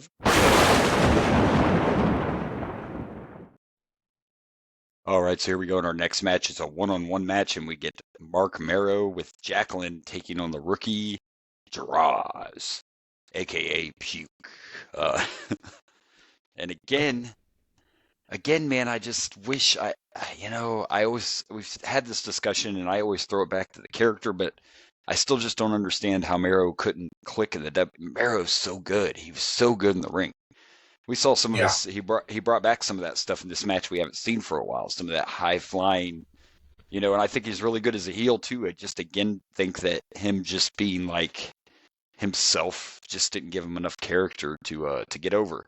And of course, truth of the matter is, when it gets to this point a little bit after, what it really came down to is in real life that jealousy over Sable became an actual problem to Mero, because Sable was way more popular than he was. So it's neither here or there, but this was just, to me, another example of how good Mark Mero was in the ring.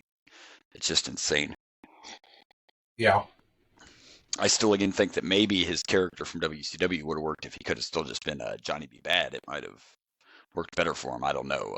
But so here we go. Here it was. It was Mero and the young Droz. And, of course, this shows you that when Droz first came in, they didn't really know what to do with him either. I don't know why they were announcing him by his full name when he came out. And I think we saw him with LOD in a pay-per-view or two ago, right? He was hanging out with LOD. because we discussed Yes. that. Yeah, and I remember I was And telling now you they're that probably gone. they're starting the drunk storyline and all that. But yeah, but it was a decent match. Charles looked pretty good for being young. He's still real young and green here. Mero's just, man, entertaining as hell.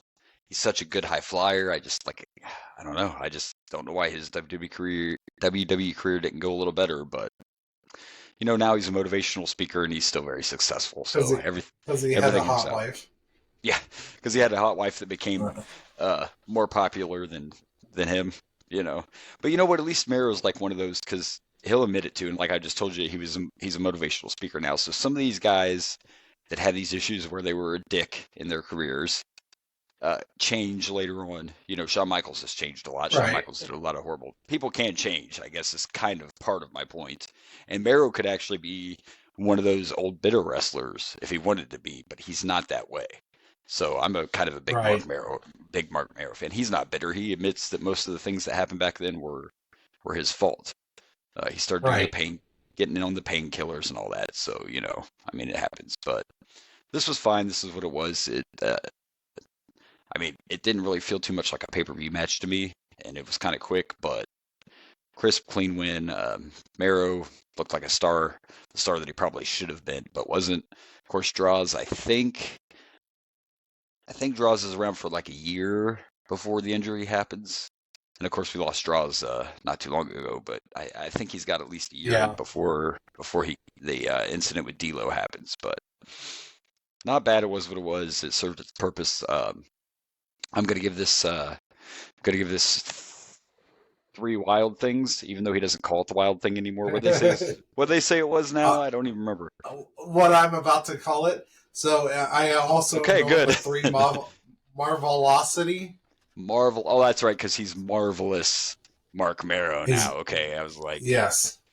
By the way, though, if you want to see, Marvelosity. we push this all the time, but I'm pretty sure he's like one of the first people I can remember using that.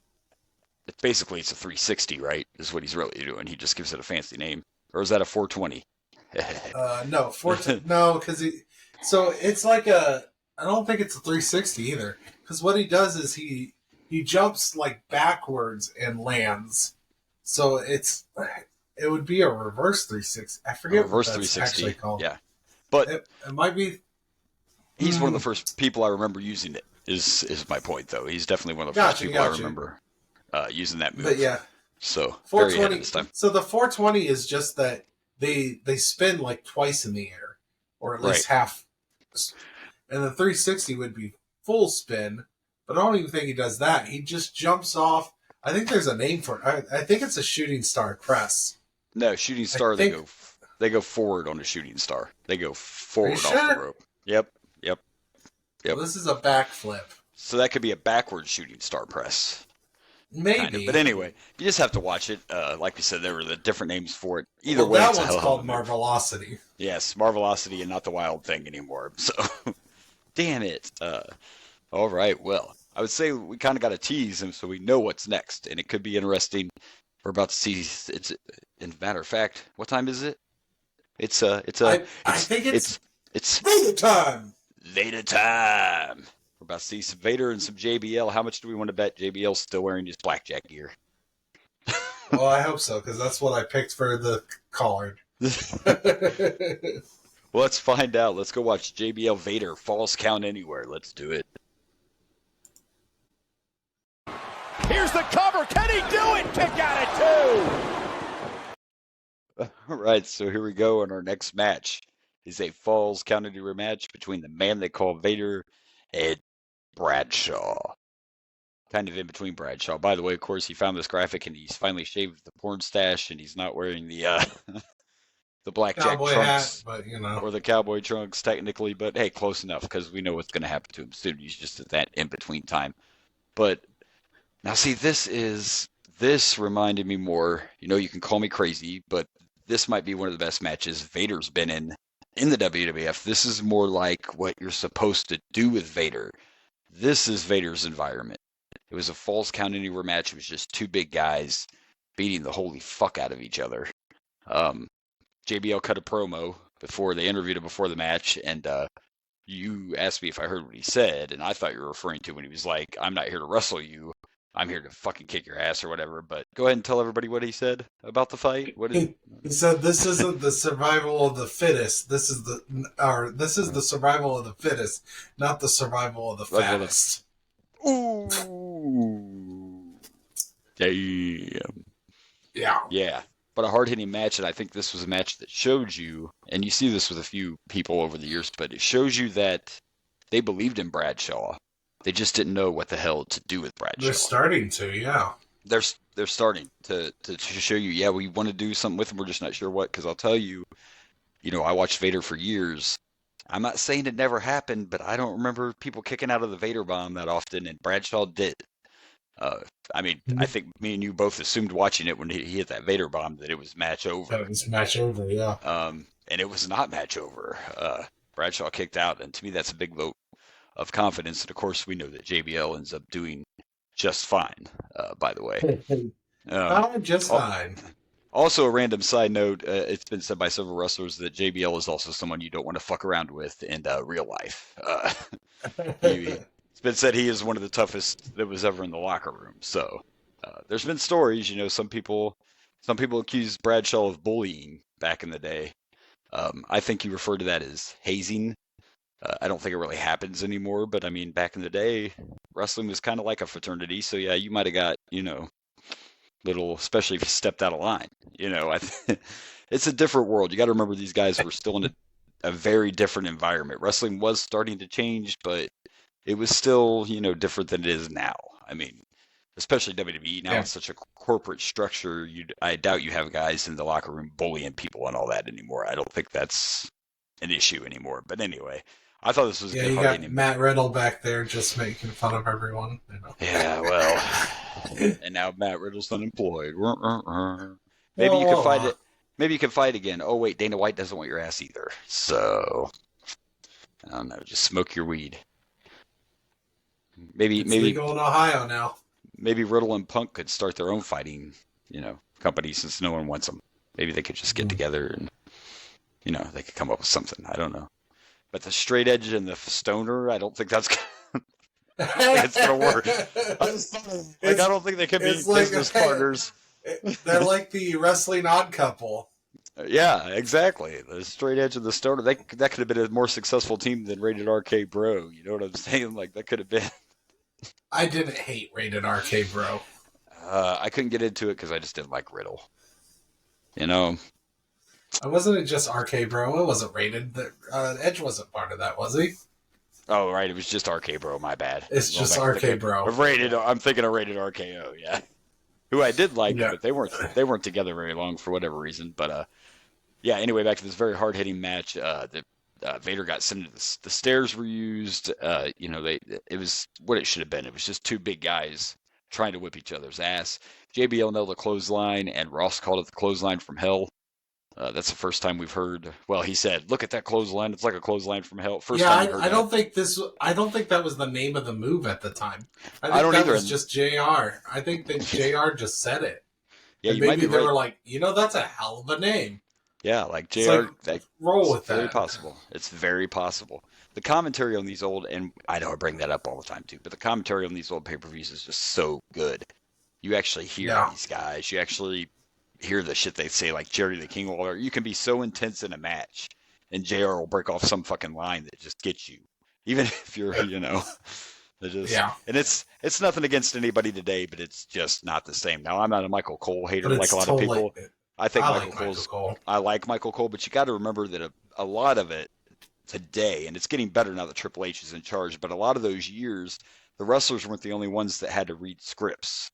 Like, the commentators weren't allowed to do like they did back in these days when they just flew by the seat of their pants, So things have changed.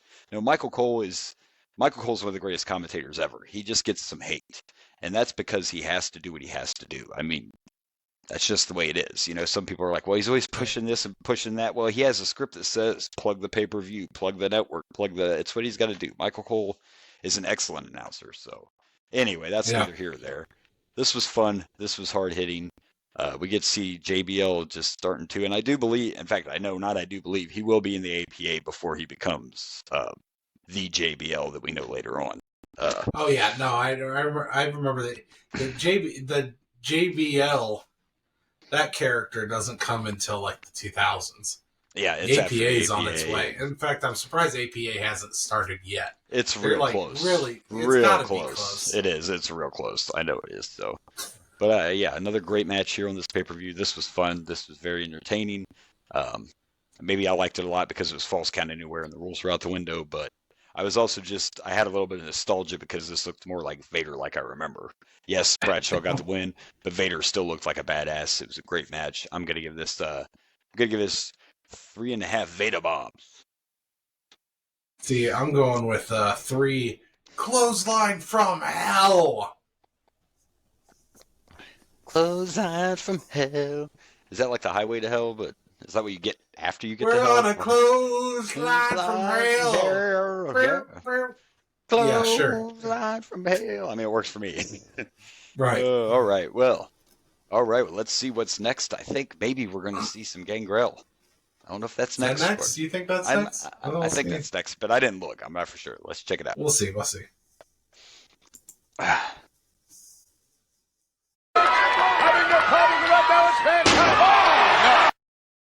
All right, so here we go. Our next match is a singles match, and it's D'Lo Brown, and they show us, by the way, why D'Lo's coming out and everything, and talk about the fact that he just lost his European title to X-Pac on Raw, but he's still wearing tights that say European Champion.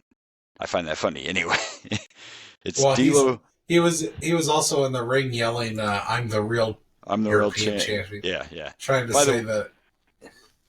By the way, that match, they showed us how it ended, and it was actually a cool finish because D'Lo was going for a frog splash, and X-Pac just got up and caught him and did his X Factor deal. And D'Lo is taking on, as you can see there, Gangrel the first time. Not Gangrel's debut, but the first time we see him. Always one of my favorite. Like, of course, the Brood entrance is a lot better, but just Gangrel's music and the smoke and everything is definitely a cool visual. A couple botches in this match. I was also surprised because they did mention, of course, like they like to do back then, Gangrel is undefeated up at this point, but there was a point where Gangrel went for a stun gun and he didn't go back far enough, so he completely missed the rope, and D'Lo just smacked face first right into the that ring. Had to have sucked. And I imagine that probably hurt worse than the stun gun would have, because you got to remember, that's not what he was expecting. So he wasn't really prepared to smack right into the mat like that. So I'm sure that didn't feel good. But they kept going. They didn't try to, again, commentary, you just kind of got to roll with it. Like when Gangrel went to do that clothesline off the top rope and it looked like total dog shit, and JR said he did some kind of innovative move. That's what he said, or something like that. Innovative move from the top rope. A botch. But okay, we'll go with innovative. That's fine. I was kind of excited because I don't remember a lot about Gangrel wrestling, which may sound crazy, but most of my memories of Gangrel are the Brood and him being the manager of Edge and Christian, so I just don't remember a lot of Gangrel in the ring, if that makes sense. And he wasn't bad. There were just those couple botches, and they happened, but overall, it was a good match. D'Lo is D'Lo, so that's all you got to say about him. Entertaining as hell, for sure. But yeah, I mean, it was fine. It's what it was. It wasn't horrible. It wasn't great. It was just a standard match. What I did like and surprised me, and of course, Mark Henry ended up coming out for distraction. I'm shocked D'Lo won. I totally expected Gangrel to win this match. So that was kind of nice. Me too. Yeah. And what about that? What was that? What was that one? Power bomb? The running power bomb. That's the spot I was trying to remember. Yeah, that match, that power bomb was fantastic. For you guys that watch along with us, and even if you don't, go back and watch this match and check out that running powerbomb because it looked totally devastating. But at the same time, you could tell it was perfectly safe. That's stuff I didn't used to notice back in the day. But now that we know how this works, now that we know the trick was, that powerbomb looked like it killed somebody. But I'm sure it didn't hurt Gangrel at all. That was a beautiful powerbomb. And then, of course, he ended it with his... I'm sure it still hurt a little bit. Yeah, but you know what I'm saying, though. It looked like it broke his back, and it probably just, was a little like, ow. Yeah. Owie. Owie. So, yeah, overall, it was good. It was fine. It was there. Mark Henry interfered. He ran Gangrel into the corner post, and then D'Lo got his lowdown. Is that what he calls that? Sit down powerbomb finisher, yes, I think. Lowdown. I don't remember. I thought the lowdown was the drop or the not drop kick, leg drop. I thought that was his leg drop. That could be. Anyway, he nailed his other one. He nailed his little sit down powerbomb sit out thing, whatever, and won the match. Then Gangrel went outside and sipped from his goblet and came back in and spit blood in Mark Henry's face, and then layeth the smacketh down on D'Lo. Yeah. And nailed his finisher, which that was driving me crazy the whole match too. Like, you just came up with clothesline from hell, but you don't know what the hell to call Gangrel's finisher. So we have to hear 800 times. He's looking for his tombstone-like DDT. Yeah. I don't know. Something about that was just annoying me. Like, call it something. You don't have to call it tombstone-like D. Just call it something. Call it the fucking coffin drop. Darby Allin's not around yet. Call it something. He did, though. He did end up nailing that after the fact. After the match was over, he got his little. And then they were also mentioning on commentary, I don't know if you noticed, but they were talking about how on Raw or Heat or something, Gangrel told Edge, you'll be coming home soon, or something to that effect. So there again, that leads us to the Brood. And really, without any fake teeth or anything, doesn't Edge have a little bit of a vampire look to him? Like, I always thought he kind of looked like when the Brood got together, I was like, man, Edge looks kind of scary. His teeth were just kind of naturally like sharp, and I don't know, it was just a good fit, I thought anyway. But of course, we all know that the best version comes later when we get our poses for photography. That's when Edge and Christian are the best. Like, let's take this time for flash photography. But as far as this one goes, I don't know. I mean, boy, I tell you, I'm really picky about botches, ain't I? I see botches and it throws me all off, but it was still entertaining. I'm gonna give it 2.5 drinks of blood. 2.5 sips of blood. Let's do that.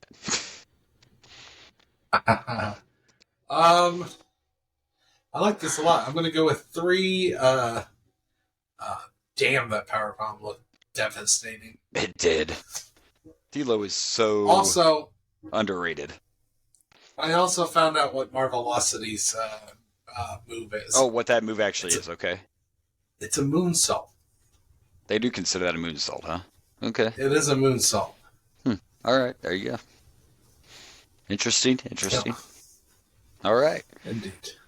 Well, I know what's next, and you should be excited because we're going to get our first of 2 triple threat matches. It's time for the triple threat cage match. We're at that now, huh? By the way, awesome. They mentioned on the pay-per-view, by the way, that, this is the first time ever that there's 2 triple threats on a pay-per-view, and the first time ever we get a triple threat in the cage. So I think it's the only second time we've had a triple threat on a pay-per-view. It is, but they were trying to build it up and make it, huge. It's unheard of. Apparently, I forget which one they said, but I remember them talking about one of these matches got made like on Heat or something got changed on Heat. I don't think they were both originally triple threats and then they changed something. But yeah, it is that time. We get our first triple threat in the steel cage for the number 1 contender spot. Let's do it. Yeah. Here's the cover. Hook of the leg. He did it. All right, so here we are. Next match is the number 1 contenders match. Number 1 contender for the world title, and it's the first ever triple threat steel cage match. And we have The Rock, Shamrock, and Mankind.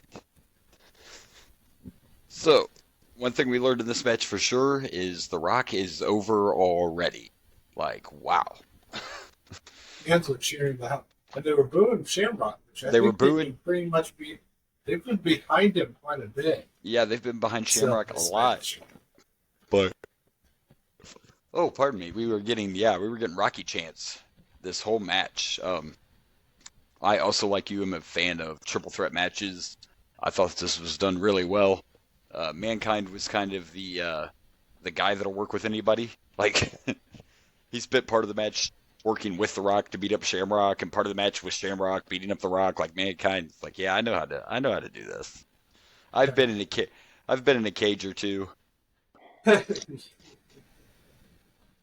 thrown off one, thrown through one. I know a thing or two about steel cages, buddy. But I think he'd be afraid. Foley was literally insane.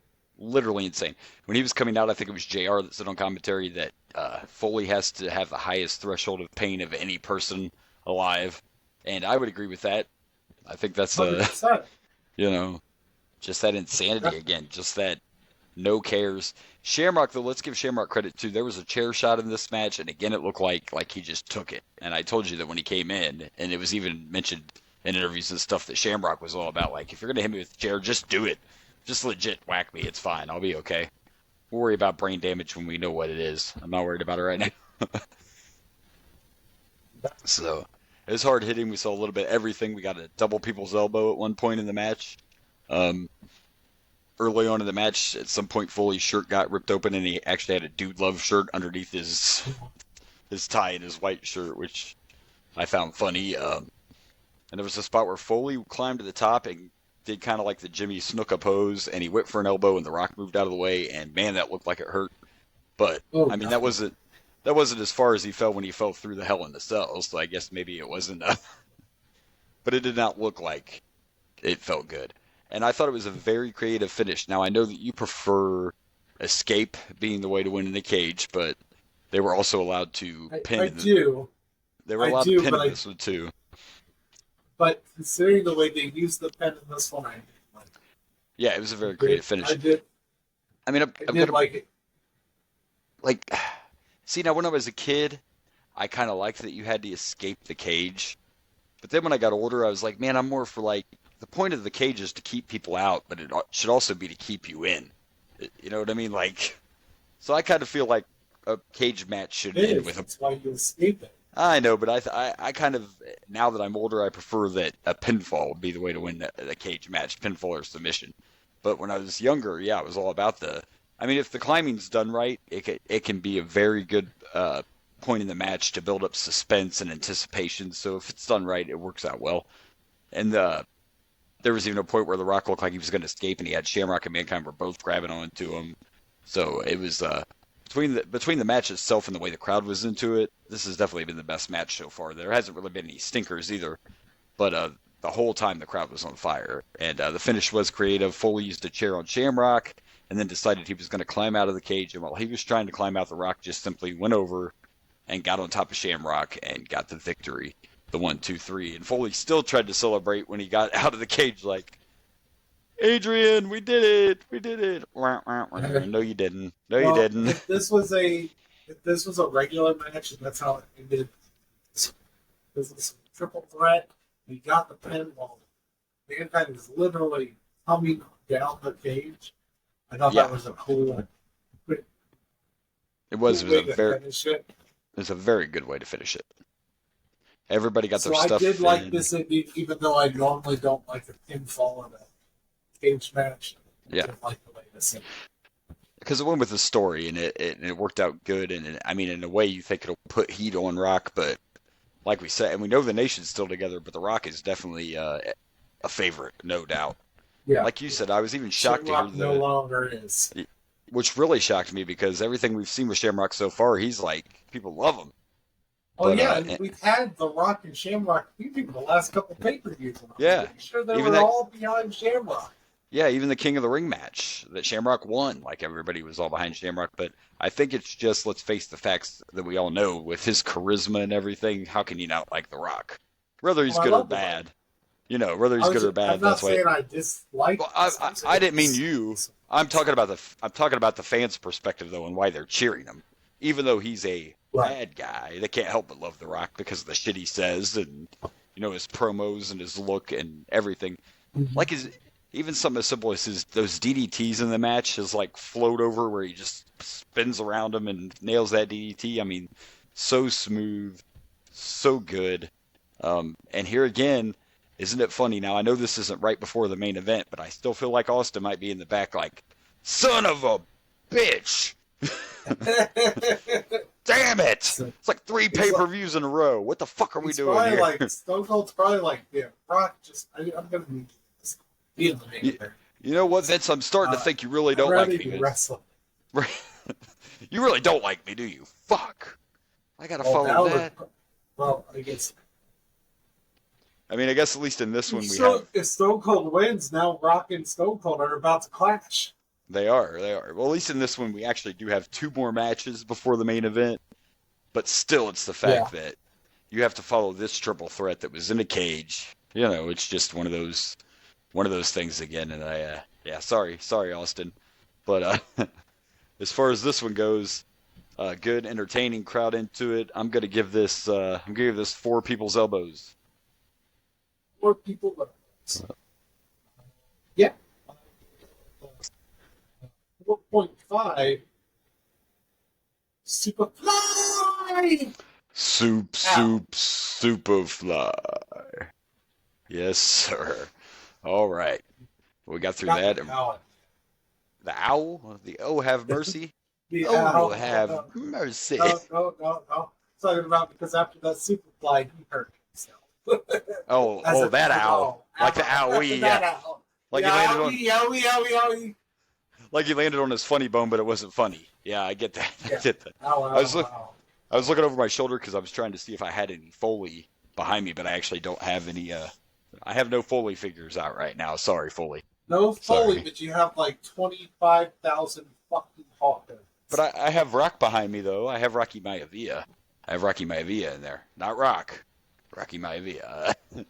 Leave Hogan alone, okay? Leave Hogan alone. You know how I am. I just bought a new Funko. I just bought a new Hogan Funko today. It's on its way. It's not here yet. So I'll show that off next week. But anyway, that's a whole nother story. All right, well, let's see what's next. Let's do it.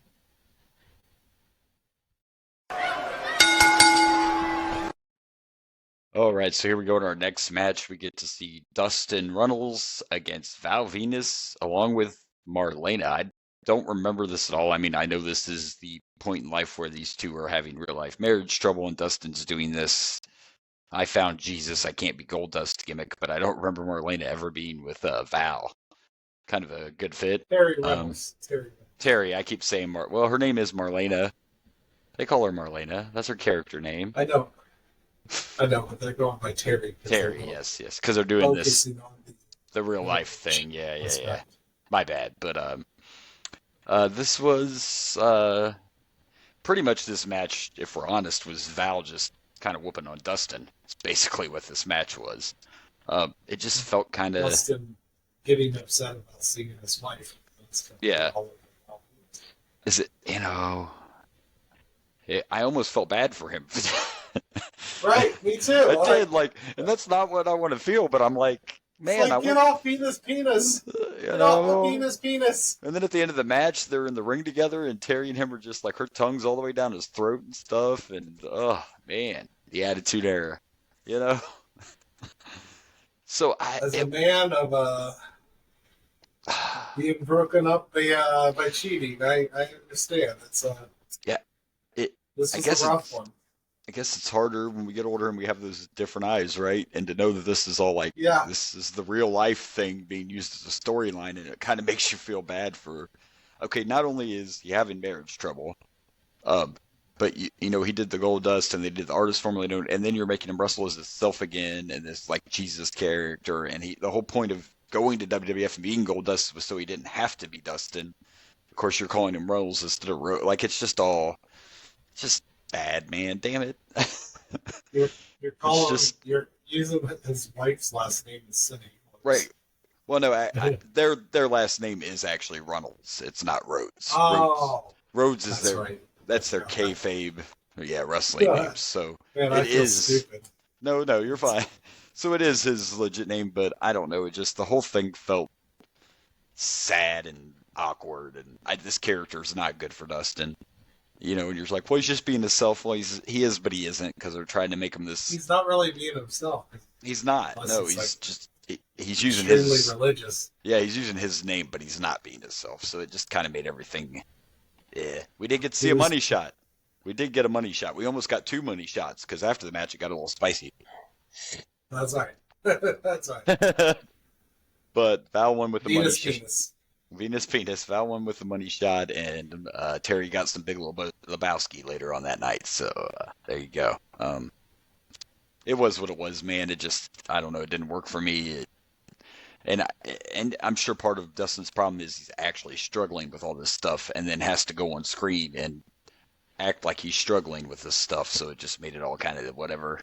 I'm gonna give this 2 Venus penises to the mouth. How about that? Brings the head back. Oh,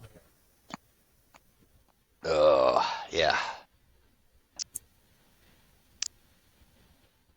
I'm going to give this, I'm also going to give it to drop that 0 and get yourself a hero, Dustin. I need a hero. I need a hero to be. I forgot the rest of the words, but you know where I was going with that, right? You Remember that gotta song? be strong. You And he's gotta be first. Yeah, that song. I need a hero. Not only do you get great wrestling and great Bonnie content, Tyler. you get karaoke from us all the time as well. So how That's can you right. not love it? We serenade you weekly. How can you not Actually, love there's that? a lot of people hate karaoke, so that might be A lot of them probably hate to hear us attempt to. They probably hate to attempt to hear us sing as well. So that's fine. Hero. I need a hero. Anyway, all right. Well, so we made it through Hero to hero. this debacle, and we only have 2 matches left. We already know what the main event is. I'm And curious about the next match. Well, I don't know everything, but I do know someone involved. Oh, you didn't know? Oh, my ass better call somebody? You better call somebody, because I think my favorite wrestler's also in this match. JEFFJRRETT. Let's see what's next. Let's see. I think it's the first time we get to see Southern Justice in the ring. Wink, wink. Okay, Okay, here we go. let's do it.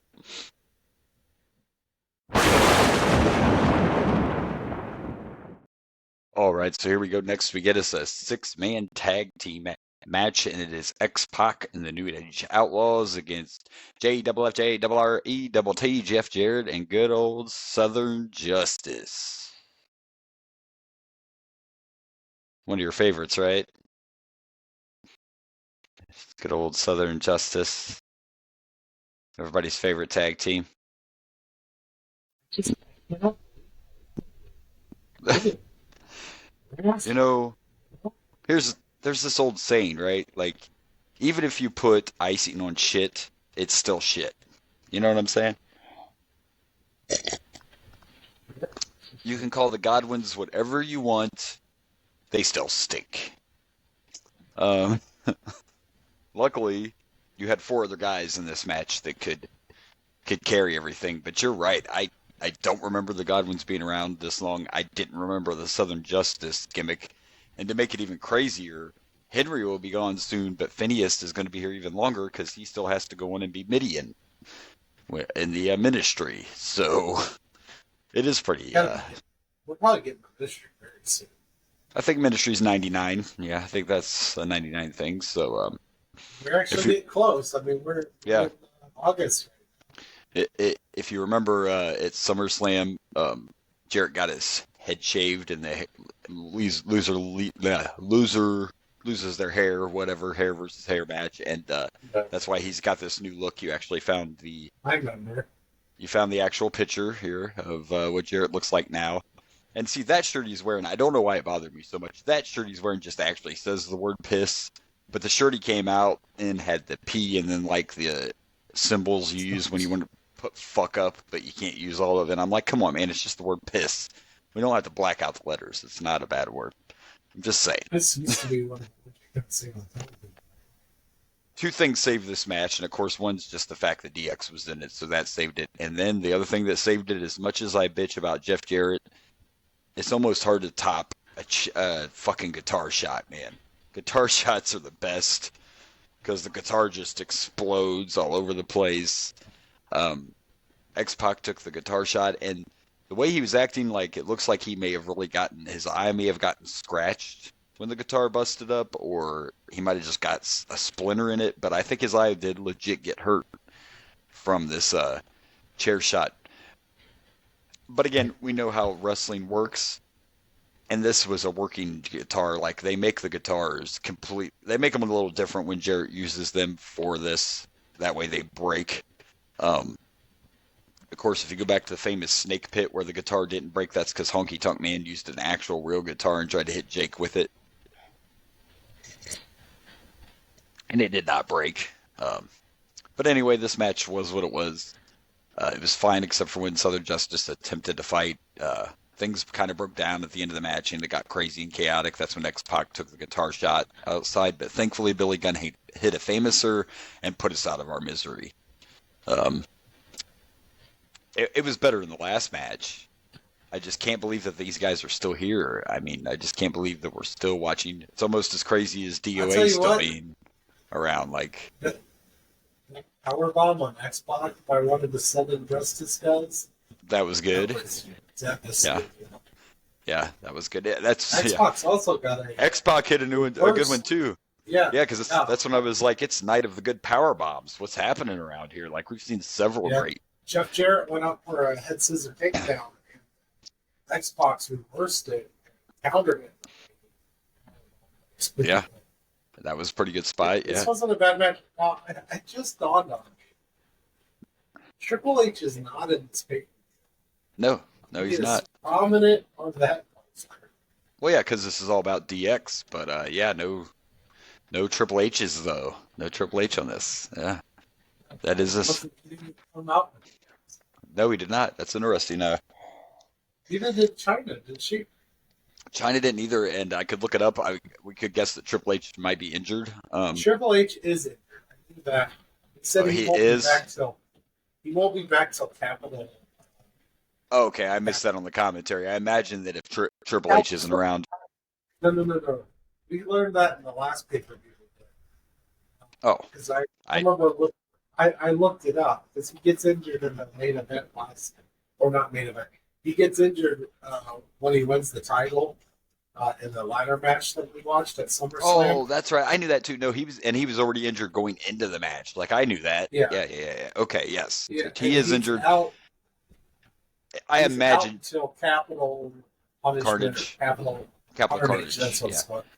That's in December. So I imagine that China's probably with him. We know he's legit hurt, and they're in an actual relationship at this time. So I imagine China's probably just nursing the game, if you know what I mean.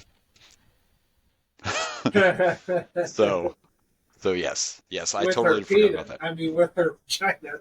Right, because I mentioned I mean, some people wondered when she first came in, but anyway, I saw the Playboy. She's all woman, I assure you. Yeah.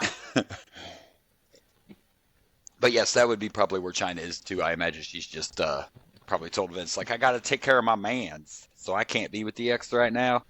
I got to take care of my mans. So I'm just kind of surprised he's not. Right. But he's not. He's on the poster, which I know you say they back then they do the poster. So it makes me curious. What was this match originally supposed to be?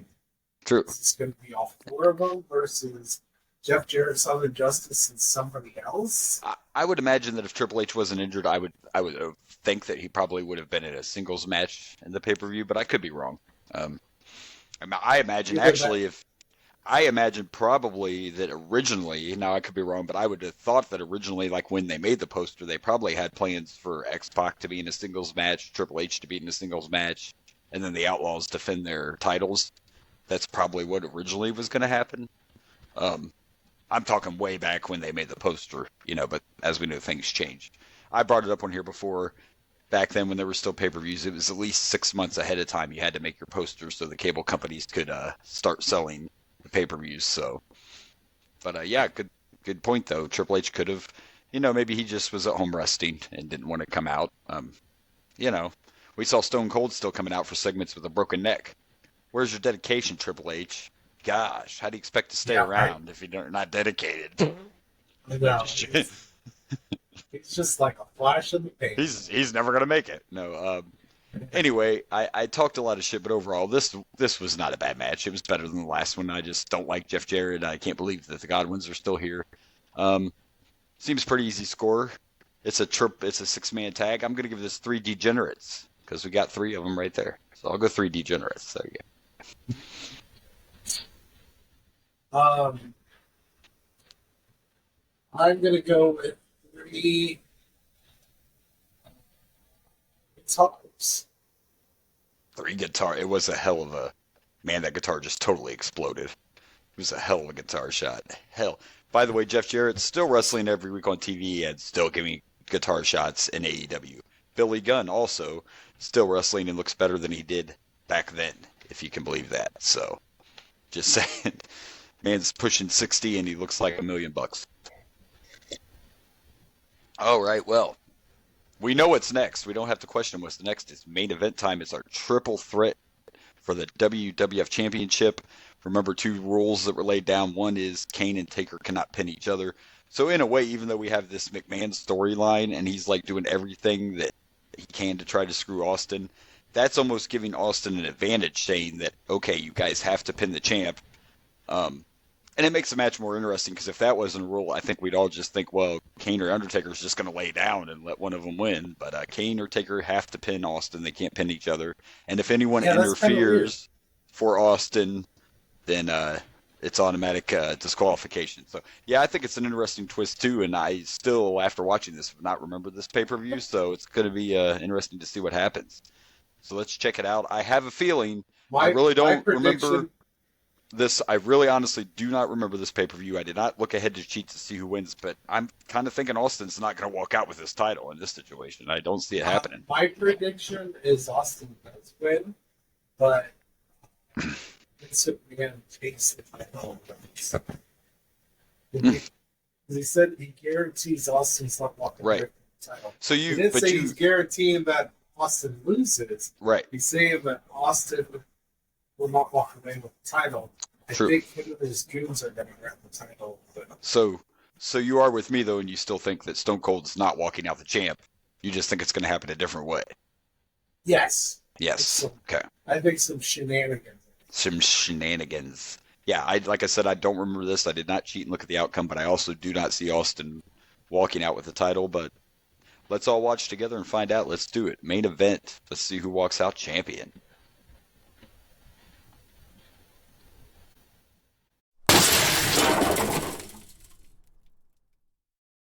All right, so here we go. It is main event time, and it's the triple threat match for the WWF Championship. And, of course, it's Kane and The Undertaker against Stone Cold Steve Austin in a triple threat. We heard earlier in the pay-per-view how McMahon mentioned that Undertaker and Kane were not allowed to pin each other, and both of us were kind of like, that's a little weird. I mean, I thought, why would you do that? But once the match got started, it kind of made sense, because it forced Kane and Undertaker to have to beat up Austin, which is really what Big Man wanted, and essentially turned this into a handicap match instead of a triple threat. Even though there were a couple times Taker and Kane got into it, and I knew they would when it came time to who's going to go for the pin, but pretty much most of the match was Austin getting beat up by both of them, except for his comeback moments, because you have to have your comebacks. But yeah, it's a little interesting. We'll get into what happens after the fact when we get to the end of the match. Also, I thought I should mention 2 other things, especially since we were talking about Southern Justice. This is the last pay-per-view that we will see Mr. Henry Godwinn. He's out of here. This is also the last pay-per-view that we see Vader. He's also out of here. So Vader time's over, and Southern Justice is. So there you go. But yeah, I mean, it was a good main event, and it's what I expected. There were a couple boring spots, which I guess were probably just for these guys to catch their breath and take a break, like that hold Undertaker had on Austin's ankle for a little too long. He was just like in an ankle submission or whatever. But definitely a interesting finish. I didn't remember this match. I didn't remember this pay-per-view. And I didn't remember that finish, and I guess technically we were both right. I mean, we were both right in a way. Yeah. Austin didn't leave with the title, and McMahon took the title. So we were kind of both we were both kind of in the right area there. So it actually ended with both Kane and The Undertaker getting the pin. Both men were on top of Austin when the ref counted the 3. So we don't actually know who's champ when this goes off the air, but what we do know is it's not Stone Cold anymore. And of course, this right here back in the day would make you want to turn into Monday Night Raw the next night, because you want to know who the hell the champion is. So I'm sure a lot of people watch the Monday Night Raw after this. But sure. Yeah, I mean, that's back in the day. That's how they did it. Like when we watched SummerSlam or King of the Ring, we knew everybody would watch the next night to see if Foley was still alive. And You know, I mean, this is how it used to be. You wanted to end your pay-per-views in a way that made people want to watch television the next night to see what happened. We both did our research, and actually, McMahon ends up giving neither one of them the title. Instead, at Judgment Day, which is the next pay-per-view we'll be covering, we're going to see Taker and Kane fight for the championship with Stone Cold as the ref. So, things are just getting hot where we want them. We saw Sergeant Slobber and the goons come out to observe what was going on. And, of course, they got in the way and got their asses kicked. That one spot was interesting when, Stone Cold was literally on top of Gerald Briscoe, beating the piss out of him. And Kane and Taker finally got him off and stopped him. And then Kane picked up Gerald Briscoe and threw him into the fucking stage. I'm like, aren't you supposed to be helping him? What is it? I'll help you. Now you're unconscious. You'll be fine. That part kind of got me. I'm like, what the fuck are you doing, Kane? Jesus. He's just you're in my way, bitch. But, there was good stories. Singing the song. There was get out the way, bitch, get out the way, boo, bitch, Lil Luda, yeah. It was good storytelling, and when we were watching this match, I was like, you know what, this is a match where they made Stone Cold look like the underdog, and that's hard to do. I mean, you can put all the stipulations in you want, right? But this was almost like David versus Goliath and Goliath. You know what I mean? You put Stone Cold against two of the biggest, most intimidating men in the Federation at the time, and pretty much made it to where they're both going to want to kick his ass. There was no way Stone Cold should have been able to win this, and like I said, he got beat up quite a bit. But he had his few comebacks. You got to have those comeback spots, like when they were fighting out in the crowd, and he just started wailing on both of them. He teased pile driving the Undertaker on the outside, and I cringed. He did not pile drive him, but that one made me go, "Oh no, please don't." Please don't do that. That's a bad idea. It's a bad idea, okay? Yeah, I don't want to. By the way, Owen Hart technically, so this tells you where we're going, and we know we're getting close to the sad part. But anyway, on the Raw after this, or it might have been the week after, anyway, Owen Hart was wrestling somebody, and he had another pile driver accident. Same thing that he did with Stone Cold. He injured somebody else with the pile driver again, so then Owen is actually gone for a while, and when Owen comes back, he will be the Blue Blazer again. So, there you go. So technically, Owen was kind of let go for a minute because he injured somebody else with that pile driver. God, I can't. I just read it. Let me pull this back up because I just read who he hurt, and now I can't remember. Oh, he hurt Dan Severn. So. Dan Severn. Yeah. He did the same pile driver, tombstone sit down pile driver thing and ended up hurting Dan Severn. So he was punished or let go, but they bring him back. Maybe no one should do that reverse pile driver thing. Yeah, maybe nobody should be doing that shit anyway. So there you go. So we'll be getting the Blue Blazer soon, and of course we're not far away from having to watch another tragedy. But as far as this goes, it was a pretty good main event. Like I said, it told a good story. It's just adding more fire to the McMahon-Austin feud. Even after the match, they announced both people as the winners, but McMahon starts coming out and Gerald Briscoe and goes and grabs the belt and gives it to Vince. And then the pay-per-view goes off the air with Vince talking shit to Austin and flipping him off. So it's all good storytelling to build to this. And overall, not a bad main event. And again, you get that suspense, so you have to tune in tomorrow night to see exactly what happens. So. Pretty good overall. I still think Austin was probably like, damn it, quit trying to trump my matches before I even go out there. Quit making me follow this shit. What are you doing to me? God, son of a bitch. No wonder he drank so much, you know what I mean? The Austin matches have been most of the story. They haven't been story. Yeah, I mean, I don't think he's had you're right. Most of them are story and to build up because his last great match was probably against Brett. That was probably his last, as far as a actual match goes. That was probably his last best match. And now it's just all story. This is all story, and this is all to build one of the greatest feuds of all time, which is Mr. McMahon and Stone Cold. Indeed. So no hate on it at all, but I'm just going along with your point as far as actual wrestling matches. Stone Cold's have just been the story of the boss hates you and he's going to do whatever he can to make your life a living hell. which is what led to WWF winning the Monday Night Wars and everything else. So it is definitely good So storytelling. I don't think Austin's going to complain about Well, you know, he's in one of the greatest feuds of all time. I like to say that jokingly, though. You know, I like to say that jokingly. And he is in one of the greatest feuds of all time, and maybe not so much here, but when he had to go on after the fucking Hell in the Cell match, I bet he was pretty pissed at Kane and Mankind over that, or Taker and Mankind over that. I'm just saying. Damn it, guys. No, but I do it jokingly. No, this is just good. This is all just part of wrestling. They gave you just enough hope a couple times in the match that you thought Stone Cold might be able to pull it off. So yeah, it was all done well. And I think I'm gonna give this. I think I'm gonna give this 3.5 McMahon goons.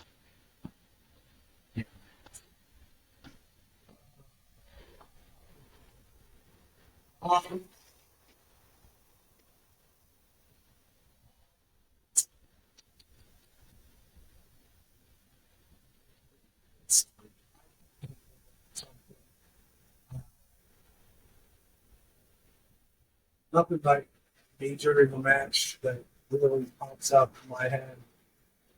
It's just 3. Gotcha. Right. All right. Well, we did it. Yeah, you know that thing. You know that. All good. Well, we did it. We made it through breakdown, and now we gotta pick some matches.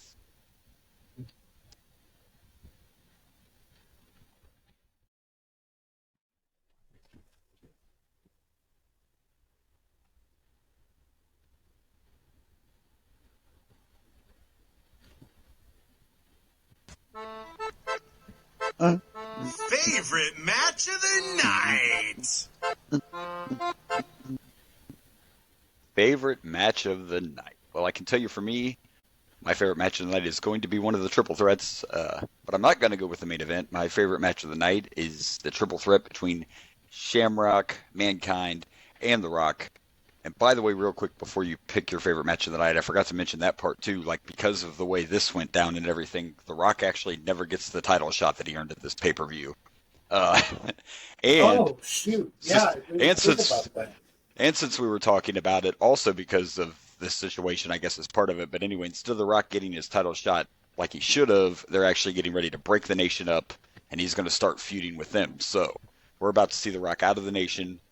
And there you go. So yeah, The Rock never got this title shot because of the way this pay-per-view ended. He gets a world title shot eventually. He just didn't end up getting this one that he earned. So there you go. Well, I've been to 2 matches. Triple threat's not one of them.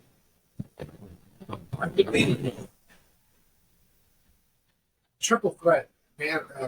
I should specify the main event triple threat is triple threat. But I think I'm going to go with too much in Al Snow and Scorpion. It just kind of took me by. I guess it shouldn't take me by surprise. I feel like I've enjoyed too much every time I've seen them. I've enjoyed Scorpio pretty much every time I've seen them. I enjoyed Al Snow. I mean, to be fair, that match was better than you would have thought of going into it. Like when I saw that on the match card, and I love too much. I love everybody involved. But when I looked at the match card, it was just like, oh, here we go again. We're just throwing Scorpio with whoever's in the back, and we're going to have a tag team match. But so it was way better than it should have been, or I thought it would be. That's for sure. I think I'm going with it because you picked it. I'm like, I'm going to go with another way because that triple threat was really good. Yeah. If I was honest with myself, I was just slightly better. But I'm going to go with this one because you didn't pick this one, or you did pick the triple threat, and because it surprised me so much. It really was a lot more shocking. Like, if you look at this card, this is not the match you would think this was. Exactly. Yeah. Can't argue with you there. It was definitely a match that went above what expectations were, for sure. Were pretty close. I think you gave this like a 2.5. I did. We were a little, yeah, I did. I went a little lower than you. I This mean, was pretty fun. I see your point, and I probably let the botches bother me more than they should have, and I don't know why that's the thing. I think ever since I got older, that's just something that happens. Uh, but no, it was better than it should have been. That's for sure. So, but we did have quite a gap on our scoring on that one. Yeah, that is true. So, right.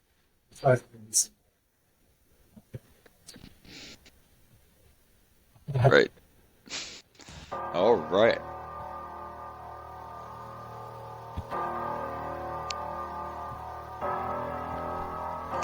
Worst match of the night.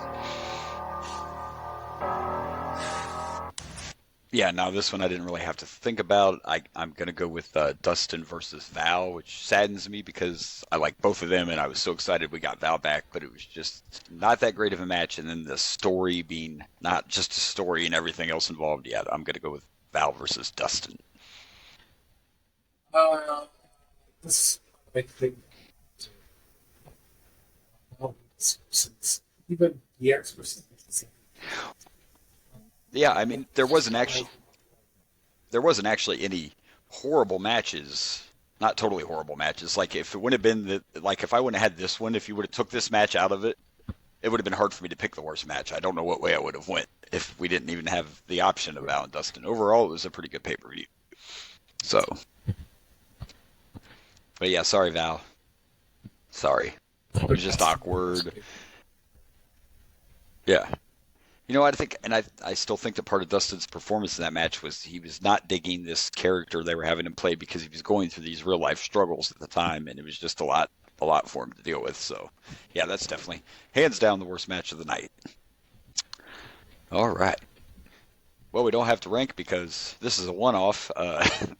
We will not see another breakdown, and yes, we know that the tagline was in your house, but this is not the in your house category on the network, so we just do a standalone, and this is a standalone. So we watched it and picked some matches. We got to plug some pluggables. Pluggables. You can find me at Dragon Blazer Production, the TikToks, and you can find me on the X at Dragon Blazer Pro. Not the DX. I almost want to X. change it to the Dragon Blazer. Just because. I He wants it.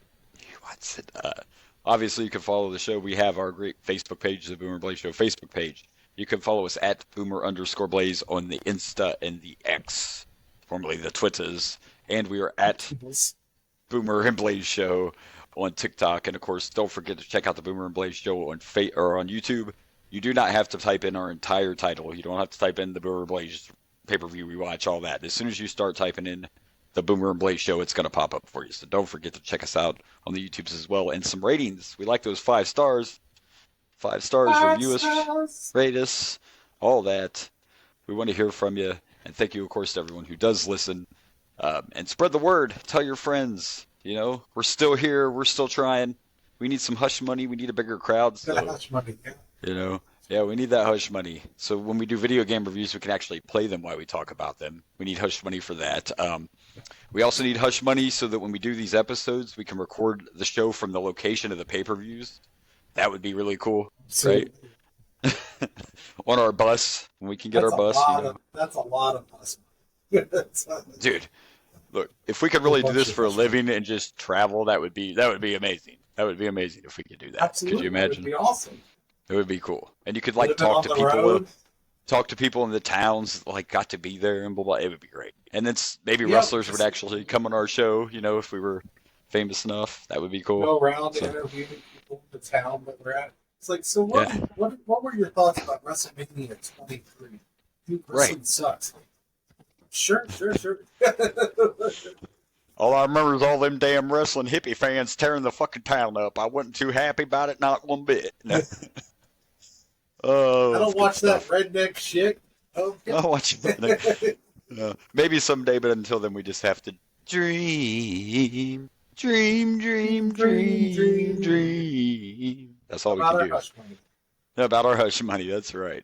All right, well, we did it. Don't forget to follow us on all our socials. Don't forget to leave us reviews, 5 stars, and all that good stuff. Next week, we have another In Your House. It's Judgment Day. But that one's different because Judgment Day does actually become its own pay-per-view. As a matter of fact, one of my posters on my wall are from a Judgment Day with Kane on the poster there. Not the one we're about to watch, though. This is Unmasked Kane, so that's later down the road. But anyway. Yeah. Right. Yeah, and Capital, yeah. I would think after this year they would be done with that In Your House tag for sure. So.